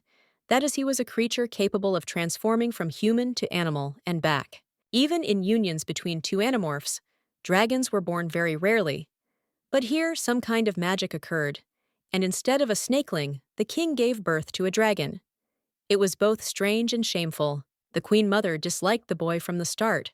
She was expecting a wise and cunning serpent, but ultimately the higher powers punished her, and she gave birth to a dragon. Therefore, the boy never knew what true motherly love was. Besides the boy's bright yellow eyes, which were unusual for his family, he also had black hair. All the other children had white hair. Therefore, the boy was an outcast from childhood. Artel was hated simply for being there. The king and queen asked the child not to even look at them, as it irritated his parents terribly.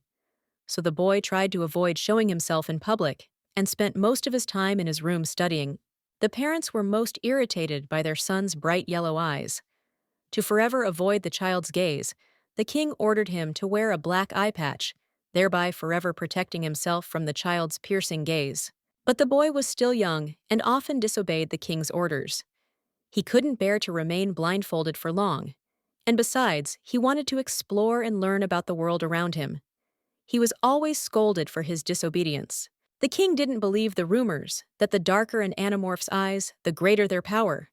But the energy emanating from his eldest son's eyes was making him lose his personal authority, and this infuriated him. Unlike Artel, Ritter was a true favorite of the royal family. His mother adored him, his father was proud of him, and the servants carried him around in their arms. The boy grew up spoiled and very mean. His father, mother, and even the entire palace staff were terrified of Artel's gaze. They even tried to separate little Ritter from his brother. The boy mustn't look the elder prince in the eye. Over time, the boy grew accustomed to the bandage and was even happy to wear it. Only in this state were people not afraid of him. They talked to him, and even some of the servants took a little pity on him, but not his parents. They defiantly despised him. Time passed. The boy grew up. He increasingly longed to find someone in this world who could look into his yellow eyes without fear. He felt a pressing need for this. When Artel felt particularly heavy-hearted, he would transform into a dragon and circle above the city. Only in the sky did he feel free and able to remain himself. From such a height, no one could see his eyes. He felt very sad, lonely, and uncomfortable in the royal palace. But when the boy was soaring high in the sky, he could temporarily forget everything, especially the terrible insults his parents had given him. The amorphous dragon's advantage was that it could hide in thick clouds and fly freely undetected. No one saw it, but it could see absolutely everything that was happening on the streets of the capital. One day, casting a very low light over the houses, the crew saw an open window, and in it stood a pretty little girl with red hair. She looked sad. The little girl was very lightly dressed and could have caught a cold. Artel thought it would be a good idea to disperse the strong wind with his wings and thus drive the girl inside the room away from the window. But the girl proved too curious. The boy was so engrossed that he didn't realize he'd rushed too fast to the window. Then he heard the girl address him as Mr. Star. She must have mistaken his yellow eyes for stars. The girl began to smile, and this couldn't help but please the dragon. The little girl asked him to come down even closer, saying that he had very beautiful eyes, and she desperately wanted to see them better. They sparkled like stars. At that moment, the dragon wanted to burst into tears of happiness. For the first time in his life, someone noticed his eyes and said they were very beautiful. Could this little creature really see something good in him? For the first time in his life, the boy heard kind words addressed to him. For the first time, someone didn't run away from him, but rather asked him to come closer. And it wasn't his parents or his brother, but a complete strangers. The prince decided to approach the window, just in case he asked the girl if she was afraid of him, as he looked a little strange. But she replied that he was very nice, and she wasn't afraid at all. The boy plucked up his courage and decided to ask the girl for something. He would be very pleased if the little one would let him call her his little star. After all, in his eyes, she always shines brightly. The little girl was slightly surprised.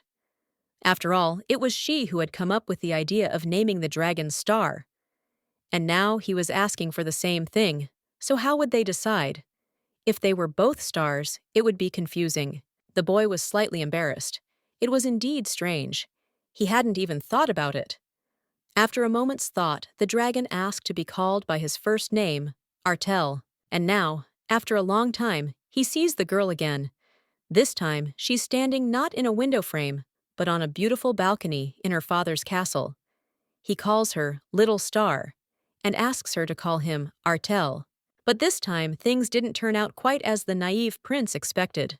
The little girl started screaming, calling him a liar and a traitor. Why did he even come to her? The boy was embarrassed and didn't even know what to say for the first few minutes. Then he reminded the squirrel that he was still the same dragon she had befriended. He just hadn't been able to come to her for a very long time. It turns out that even earlier, the little girl had asked Ritter in detail about dragons. She told him that she was visited by a strange dark cloud in the shape of a dragon, and that it had very beautiful bright eyes. Birdie also told the prince that she and the dragon had a lot in common. The boy looked away, thought for a moment, and said that it was he who visited her at night in the form of a dragon. He even concocted a fanciful story about the strange cloud being a magical disguise. If he were wandering around in the form of a snake, everyone would guess he was the king's son, Ritter. The girl was delighted to hear these words from the prince. He's so wonderful and always trying to surprise her. The trick with the dragon is very interesting. It turns out Ritter has a wonderful imagination. Every day, the prince methodically repeated the words to the little girl. He said he was Birdie's only friend and, incidentally, her future husband. And the little girl blindly believed his words. And now, standing alone on the balcony, Birdie was furious that she thought it was Ritter who had flown to her. The last person she wanted to see was this vile deceiver. She told the dragon once again to leave nicely. Otherwise, she'd be forced to call her father and brother into the room, and then the prince would definitely be in trouble. At worst, he'd lose his wings. Finally, the gang understood why the girl was so angry. She thought his younger brother Ritter was stalking her. And how could they convince her it wasn't him? The task seemed daunting.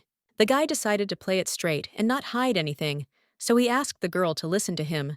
He wasn't who she thought he was. Ritter was far away from here in the capital. He would definitely be afraid to fly here.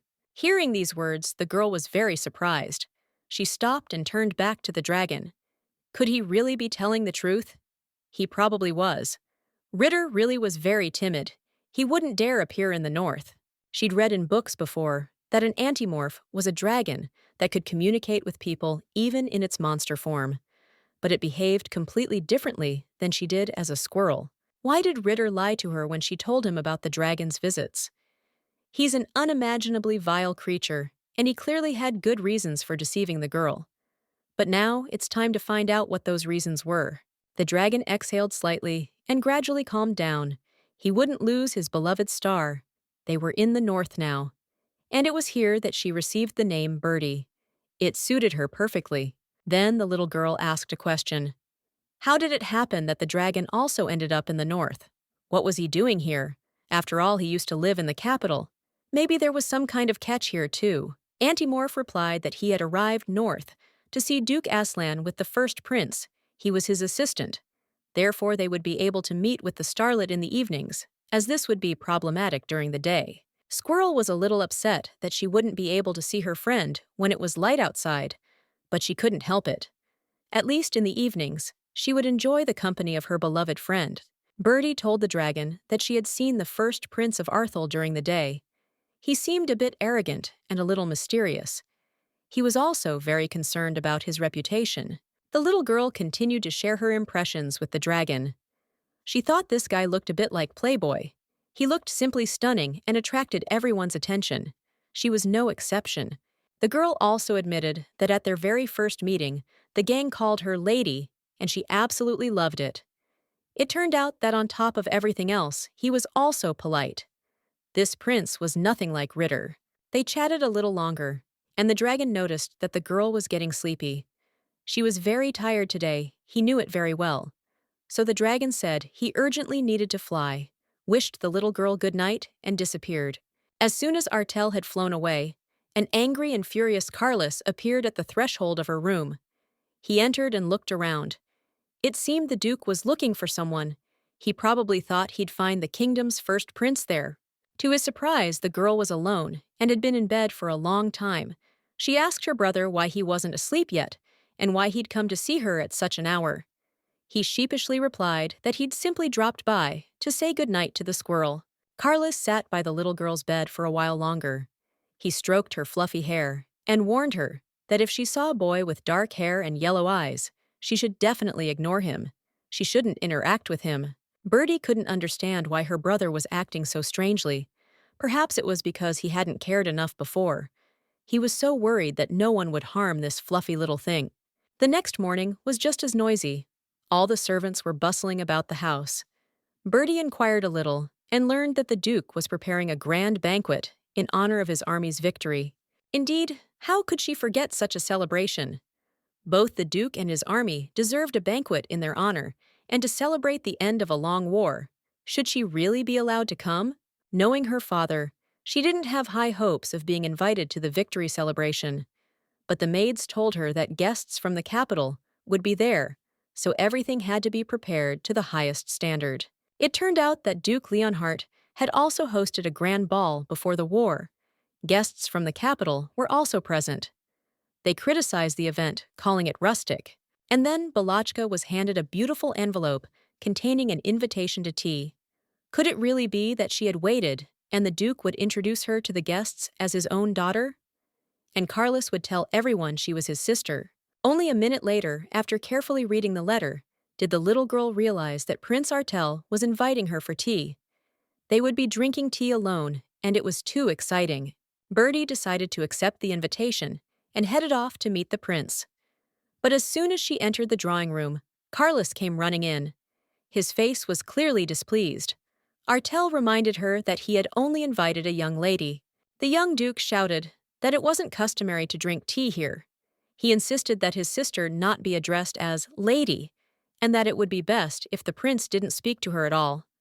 That way, everyone would be more at ease. Artel smiled mysteriously and said that even during the war, Carlos hadn't been so sensitive. He'd changed a lot since returning from the battlefield. And by the way, the prince never approached a lady first. But the Duke was unyielding in his desire to protect his tail from this terrifying creature. Yes, the prince was certainly very handsome, but let the maids admire that beauty, not his furry sister. The prince smiled again. He didn't want to escalate the conflict, so he said he'd named the girl that simply from the heart. After all, he had no one else, and he'd so much like to have a sister like Carlos. Birdie thought, what about his younger brother Ritter? Could the prince be at odds with his relatives if he claimed he had no one? But the king and queen were alive and well in the royal palace. What was going on?